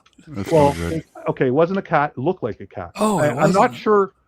I can't say 100% it wasn't a cat, but I'm going to lean towards muskrat. I'm going to lean towards like a small mammal. That would make sense. Look like a That's cat, more likely, muskrat or something like that, right? Makes a lot more sense. A cat would be. That's a horror movie. The muskrat, okay, there's a chance that it could have got in there somehow. I don't know how, but it did. I got it out of there. So then I go into the I call the guys to get the tree off the garage and get a tree service company. And he says, yeah, we're going to be out there on Tuesday. I come by. I'm going to give you an estimate quote. I just said, yeah, I'll take it. I don't have any other options because I need it. I'm worried the other half of the tree is going to fall on my neighbor's new garage they built the year before. And I'm really worried that we're going to get one windstorm and it's going to take them out and everything else. Anyway. So the guy comes out. He says, yeah, I got a boom truck. I got a team and everything else. Looks at it. You know, it's going to be a couple grand. I said, dude, I don't have a couple grand. I said, you know, because I'm going to work them. I said, all I needed is on the ground. I said, just cut it up. You don't need to chop it up and put it through the wood. I'll do all of that because I'm going to burn it. I'm going to use it for firewood. So get them down to $1,600, whatever. Do it. He comes out the next morning. I leave the next morning, and he comes out that afternoon. And I just told him that, can you send me pictures when it's on the ground? Text me the pictures so I know it's done and we're good. And I sent him half the money. I'll send you the other half. And he says, no problem. I get a text. He says, we got a problem. He says, for whatever reason, there's a solenoid in the truck that runs the boom. The solenoid blew. He said, this is weird because he goes, I've been doing this for 40 years. He goes, you blow a solenoid like every 12, 13 years. He said, I just replaced this like 2-3 years ago. He said, there's no reason for this to blow. I said, okay, well, shit happens. What are we talking about here? Like, you know, where do you get? Well, I ordered one. It has to come from the U.S. and this and that. I'm not going to be able to get back here until next week. I'll let you know when it comes in, whatever. I said, okay, great. Can't sleep all week thinking there's going to be a windstorm. Anyway, calls me, got the solenoid. I'll be out there on Tuesday or Monday, whatever, and I'll send you the pictures when it's on the ground. Great. I hear nothing. Crickets Monday, crickets Tuesday. I send him the text. I said, no news is good news, question mark. Like, did you forget to take the picture and send it to me? And he's like, he said, I was just, I was taking a video to send to you because I got back out there, got the part in the truck, tested it and everything. Everything was a go, got my team and got out to your place, which, we're in the middle of nowhere. It takes an hour to get there. And some other part, hydraulic, blew on his truck, some other electrical. So when you guys were talking last week about them being able to shut cameras off and the ability to be able to just screw with your electronics, that sounds like the Skinwalker Ranch show. This guy everything just breaks. He was taking a video. Shuts down. Yeah, for no reason. Yeah, he said, I can't explain it. He said, it's like your place is possessed. You got to. He used those words, and I said, he doesn't know what I just went through with the thing in the well, the tree being on the thing, and the other tree that's all snapped down, and everything else, and the room in the furnace room, which I can explain away to. It looks like someone opened our furnace room, took a grenade, threw it in, shut the door, and walked away. When I opened the door, the drywall was all pulled off the walls. There was holes in it and everything. Now, that I can explain is raccoons. I think that's raccoons. I think 2 raccoons got in there all winter, and everything else. They went into the drywall, up into the ceiling and everything else. But he used those words saying, it's like your place is possessed. What screws with electronics like this? I've never seen it before in 40 years. And I went, yeah, buddy, if you had any clue, you want to have a beer. I had a cell phone go, brand new cell phone. I filmed a bunch of orbs in our yard that were in our trees and above our roof. Broad middle of the afternoon, and my phone blew out. They couldn't do anything with it. They said it wouldn't even conduct electricity.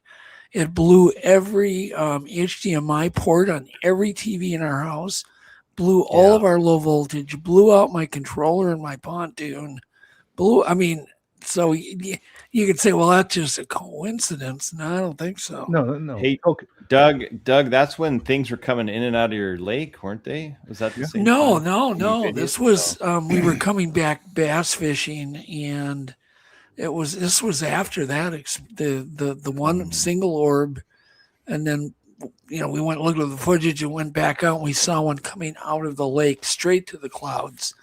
This was another day we came back. Beautiful day. Both of them were, I don't know if there's any meaning to this, but both days were gorgeous, like perfect temp, no wind. But we had come back from bass fishing and just pulling my boat into our dock. And Yvette starts screaming, and I'm looking at her like, what's the deal? I didn't notice the whole yard and house were covered in orbs. And I mean, orbs that were white, and then they would turn black, then they would sparkle, then they would disappear, and they just kept repeating. But they were just going everywhere, and I filmed them, and I thought, I'm getting the best footage of this, phenomenon in the world. I'm doing close-ups, and we're only, we're just right off the yard, and they're everywhere. And finally, I go, Yvette, aren't you filming? And she goes, no, yeah, you are. And I'm like, get your camera on and start filming. Then right away, they started moving off. And the next thing you know, by the time she started filming, they were over the neighbor's roof and heading out into space. So we went to look at the footage because I was excited, go in the garage where it's really dark and put the phone on. I'm all prepared to see this amazing, because I'm a camera guy. I know what to shoot and what not to shoot, and a phone won't turn on. So I plug it in. I'm like waiting for it to come back on. It never does. I said, get in the Jeep. We're going to head up to AT&T, and we did. And they had the 2 techs there had it for, we waited probably 45 minutes, and they come out and they go, dude, your phone's a brick. So we've never seen anything like this. You need to, I said, you have no idea what's on there. I got to get that footage off. And so he gave us a referral to go to some guy they knew that did a lot of off the record kind of things with cell phones. So we brought it over there and dropped it off. And he had it for 2 weeks, and he couldn't get the footage. He couldn't do anything. He said the same thing. It's a brick. So it didn't just burn the battery out. It fried everything. Did something to the phone where it couldn't conduct any electricity. Yeah. And so anyhow, that little day cost me about $10,000. Yeah. Just to get everything repaired and replaced. Oh my God. I mean, right down to the alarm system went down, everything low voltage in the house just fried. So yeah, you talk about like a solenoid. Well, I don't think too much about that happening compared to what happened to us. Clearly they're able or whatever. Is it done the question is though, is it done on purpose? Or is it just an effect of them? I mean, obviously I can't say that wasn't coincidence with his truck. Well, think about he was looking at me going, I'm never coming back to your place. Don't ever call me again. When he left, that's what he said. When he finally got the next part with 2 more weeks and he finally got the tree down, he said, don't ever call me again. Jeez. And I said, okay. Well, I said, I thought he was like, I laughed. I was like, I can't explain it. And even at the time when those two things happened, I wasn't thinking Sasquatch or Bigfoot. I wasn't thinking at the time that could have been a possibility. It was when I heard the stories of the electronics and everything else after that I was like, oh crap, you know what? And it was the way he said, is your place possessed or something like that, what went through my head was, buddy, you have no idea. Like, but I'm not going to say anything or anything else. I didn't put 2 and 2 together though, until it was after that. I was like, and now you have heard, not to that extent, what happened to you, where the phone's completely a brick. Well, and everything. You hear about every trail cam and everything else being shut off. But think about, okay, let's just say they didn't do it on purpose. It's just an effect of being near them. Yeah. Proximity. Okay, but it's a win-win for them. Yeah, because no matter what. I couldn't get any footage of them to prove their existence either. Yeah. So it kind of seems like it was done on purpose. Yeah, I think if they can, they will. Why wouldn't they? But they didn't do Yvette's because she didn't start filming. They were already kind of moving off. And we do have that footage. It is Jeff's seen it. It's amazing. I think that's okay. So pattern recognition and stuff, there's certain patterns. One, that is definitely one. Intent, your intent. People over and over and over and over and over saying that have had encounters saying they can read your intent, whether it's your aura that you have, your heart. People refer to whether you're a good person or a not person, whether you're going to have, whether you have the wherewithal within the thought pattern or ability to say that if I see one, if you have a gun on you, you're going to shoot. Maybe not because you're malicious. You're going to shoot because you're scared and you don't know what it is, and it's a big animal coming at you or whatever. They have the ability to see that. Apparently, this is pattern recognition. Of tons and tons of encounters have said they felt like they can read your aura or your intent. Yeah. And so if you have, and you're putting out, well, I don't think that's such a stretch. I can walk through Walmart and I can, walk by somebody and go, "Oh, that guy's evil." You get a feeling from just looking at people. They really got good vibes from that person. I think they're a good person. Here's the thing, and then there's tons and tons of researchers like Arla. I don't know her last name, is one down in Texas. There's a bunch like her, Barbara Shoop. Or Barb Shoop, people like that they swear no cameras, no guns, no nothing. Go out and sit down in the woods. Tom Cantrell, huge advocate for going out and sitting down in the woods. Almost every single person ever interviewed on that Flash of Beauty channel is of the opinion that there are certain people that can go into the woods with firearms on them, and they know that they're not for them. They're for the crackhead or whoever the other animal that could do harm to them. They're not going to shoot a Bigfoot. They know your intent. But these people, Barbara Shoop and Arla and all of those, there's a whole tons and tons of them that they swear that like if you have a gun or a camera, there's very good, that just raises the odds that you're not going to have an encounter. Right. So yeah. it doesn't bode well for you because you're of the science. You want to capture something. You want to get something. You know, it's like our friend that was on earlier that's down there, Adam. You know, he's classic example. There's tons and tons of people that have been researching for 10, 20, 30 years, been crawling around in the bush and have all of the tech in the world and everything, and they're constantly re-upping and reinvesting to get better tech, and to, like, now I'm going to get them. I got a thermal drone, a drone with a, you know, but they never have an encounter ever. They don't even have stuff thrown at them. Jeff, you might want to speak up on that. We're going to wind up here real quick. Yeah. But Jeff has never seen anything paranormal ever. But I don't think but he had mentioned something to me. He goes, and I don't know if you were joking, Jeff, but you just go, I think my pineal gland is clogged. Yeah. Could be. Yeah, you know, it's it's the city water, Jeff. You know, the fluoride. Yeah. I've thought a lot about this. I used to be a lot more sensitive to weird stuff when I was younger, and I've kind of over the years I've tried to put it together, and a lot of the it really did kind of coincide with me moving from a rural area to a metro area, drinking city water. I'm definitely not as grounded as I used to be. I'm in the city all the time, and I'm on pavement all the time.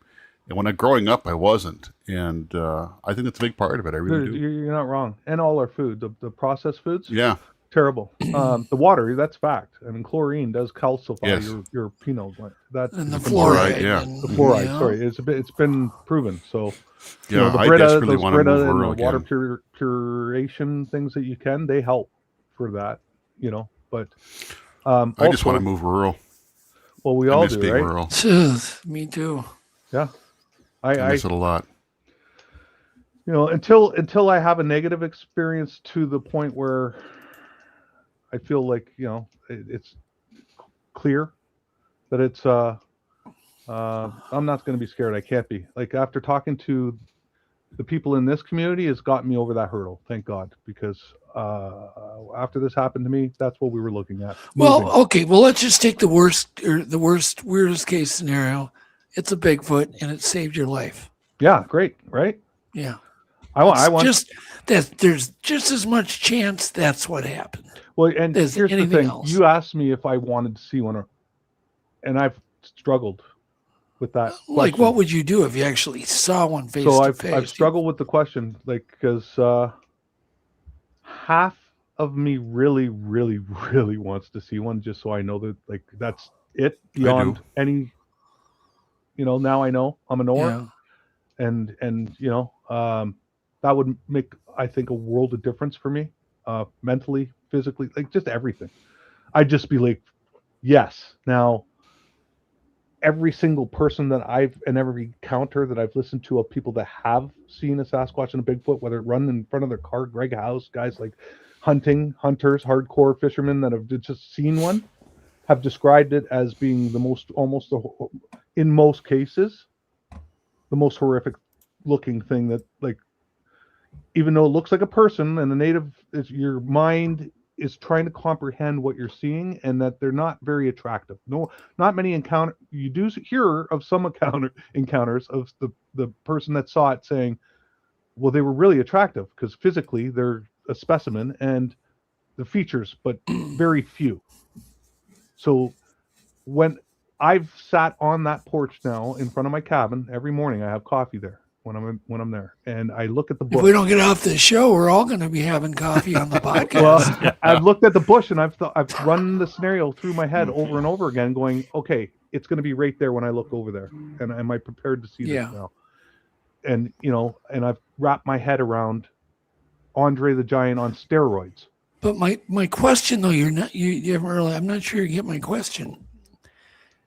If you see one, and I'm not even saying a scary encounter, if you saw one, how would you handle it better, your experience, or would it be worse? I think it'd be better. I've mentally prepared myself now that if I see one, I'm gonna, depending on how close we're talking here, you know, obviously, if it's 2 feet, 3 feet, like some of the Carl Suff, then Like you're safe in a car. And if I'm it's safe, or if yeah. I'm sitting on my front deck and it's across the way there, like 40 meters or 30 meters Yeah. from me or something, Yeah. I'm going to get up, walk towards it, get down onto one knee.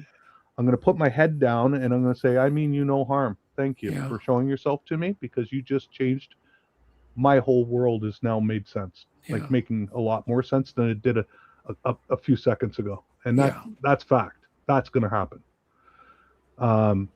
Whether it's good or bad or wants to eat me or not, that's the response, because personally I'm of the opinion, and this is, like I said, of the people that I've met in this community that have told me, Right. one reason why I can still go 2 weeks from now when I open the cabin, I'm going to be sitting at that fireplace and not have a care in the world, playing tunes, looking at the sky, having a beer and going, thank God I'm here and not in the cement jungle city where I'm sitting right now. The one reason I can do that is because people and individuals said that if they wanted you dead, you'd be dead. It's that simple. And encounter after encounter and after encounter have described these things, and the people that have managed to get those little blurry images of them running, they are that fast. Yeah. They're faster than anything on. They said they have no problem catching a deer whatsoever. They could run by your car waving at you and keep going. Okay, that's how fast these things, some of them can move. And if they wanted you dead, if they can move through the woods past hunters that have hunted their whole lives, if they can lay there and you not know and walk right by them on a path, which I think that we do more often than people actually realize, because I think there's a lot more of these things than actually people realize. I think that there's an awful lot more, and I just think that they are that good. They're that stealthy. They are next level when it comes to obviously. They want nothing to do. Here's the other big question, okay, that we can leave on and think about is, there's a reason they want nothing to do with us. Okay? They want absolutely zero to do with humanity. That's proven. Any day of the week, one of them, if they're real, could walk out and get photographed on city news from a helicopter in the freeway. There's a reason this hasn't happened. There's a reason it's not going to happen. And that is the question that scares me. Like, that scares me, because they have an ability that's light years beyond whatever anything we can do. If they could stay hidden the way they do, it'd be one thing if they were just so remote. They're not. They're outside your town limits, in your dumps, in your backyards. They're not. It's not like they're crawling up mountains to hide where men can't get to or people can't get to. They're literally in your dumpster. Now they're going out of their way because they're going out of their way to make themselves known to people. The right people that have good heart, good karma, energy, vibration, all of these things, okay, that are open, they're making themselves aware to them. Right. You know, because they're not fearful. They don't have anything to fear. And those people don't. There's people, I believe, now, okay, well, I actually think the opposite. I think they operate on extreme fear. That's why they stay away. We don't know we don't know. That's the whole, there's so many things that we don't know. You know, the more we learn, the less we know. And that's just hang on a second, David. Yeah, Flat, can you throw some coffee on? Yeah. Listen, I could go for another 2 hours. We just literally scratched the surface. Literally scratched the surface. Yeah, of course. There's so much. This topic is so cool, and there's I guess so we have much to have to you on talk again. about. I hope we'll have to have you. Yeah. I hope Look, so. Dude, David, you can come on any day, any Sunday you want. Well, I like I said, I always feel that not and everything else. I'm happy the way that it's happened.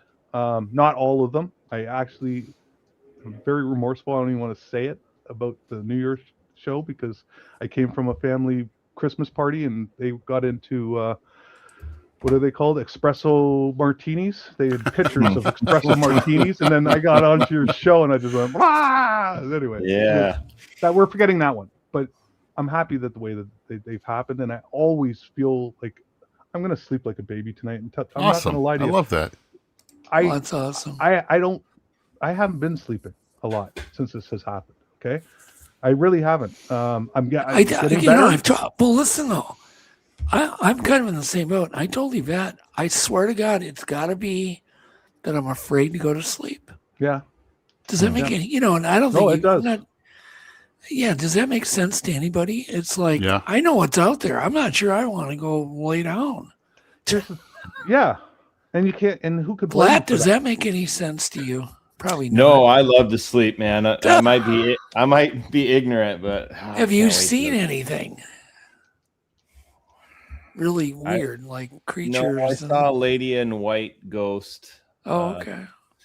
In a forest. That's old freaky. mining town. Yeah, that's a whole nother story. But no, One I've day never seen anything like. I always think about that gargoyle thing that swooped you in a vest. Yeah, you see something like that, look in that's the one eyes. of the scariest damn stories I've ever and heard. I'm supposed to just forget about that and go to bed. Right? Just forget about that. Just lay down. Exactly. No. Yeah. It doesn't leave you. There's lots of encounters where people wake up at 3:30 in the morning every night religiously. Pyro is one of them. That can't explain it. He just says for years now. 3:30. He said, I don't even have to look at my watch or clock, and I know it's 3:30 every night. Once that happens, like why? Yeah. Once he had an encounter, this is his thing. So is it subconscious? Is your, like I said, I right now I'm not a good judge of anything because I got PTSD from this, and it's gonna take. There's levels to this, right? So, all right, everybody, be quiet. No more talking on this podcast. It's not forbidden. Jeff, it's been great. No, I'm joking, but I'm so happy that you came on. Love it. I'm actually happy that we had a mix up, so you didn't have to suffer. I am happy. So am I, man. It's weird how things happen. I'm happy that you joined us, Flat. Yeah, thank you. Thanks, guys. Yeah. Yes. Thanks for letting me crash. Thank you, Flat. Yeah. Thanks, I like Roger being and able to Adam. just Thanks, throw Roger in and Adam. questions every now and then. It's like a reunion, but we're gonna just stand by. We're gonna run our. You always Our ask great wisdom. questions, and we got to have a UFO show one time. Okay. Because I know Flat. That's right up Flat's alley too. Yeah, let's go. All right. Time All for right. some wisdom. Don't go anywhere, Wisdom of people. the We'll be week. It's right. a good one too. We'll be right back. It's now time for Untold Radio AM Wisdom of the Week. The Dunning-Kruger effect reminds us that the less someone knows, the more confident they often feel. And the more someone truly understands, the more they realize what they don't know. Real wisdom isn't loud or certain. It's curious, questioning, and always learning. So the next time you're sure you've got it all figured out, that might be the moment to lean in and listen a little closer. Good night. We hope to see you all next week. If you like the show tonight, please consider giving us a thumbs up, leaving a nice comment, and most of all, subscribing and hitting the bell so you will be notified when a new episode is dropping. Also, please share this episode. Now back to Doug and Jeff for our wrap. And here we are. We're going to wrap. So thank you again, Flat. Thank you. Thank you, Verax. Thank you. And and anytime you want to come on, I'm serious. Same with you, Flat. You can join the conversation anytime you I'm want. always lurking in the background. No, you don't need to lurk. No. You get in here and come up with questions. But we really appreciate everybody in chat tonight. Yeah, And I want to thank everyone in chat. You know that. I have to. I got to get better at these things to be able to, like some people, like to be able to read and respond to while you're talking. I can't do that. And you have to know. Carl is in chat, right? You got to say, Carl, your new last name is Carl Soup. Carl Soup. It's stop. We love you, Carl. We're just joking. I have so much respect for him, man. He doesn't. He just laughs. Carl's the best. I used to always go, "Hey, what's up?" He just Sup? laugh. He's leading the Yeah. charge in the research Oh department. yeah, he's an animal, man. He's leading That the guy charge, is man. just like, if everybody worked as hard as him, we'd have this mystery solved. Right? Yep. So there you go, Carl. So it's okay. We call you Soup then. All right. All right. Anyhow. You guys take care and make it All a right, great good rest of the night. week. Yeah, Good night, We everyone. love you. Oh, next week.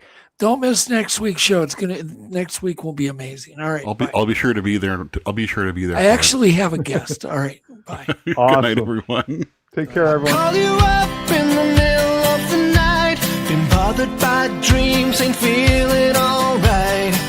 You give me comfort, say just give it some time. By the end of our talk, I'm feeling just fine.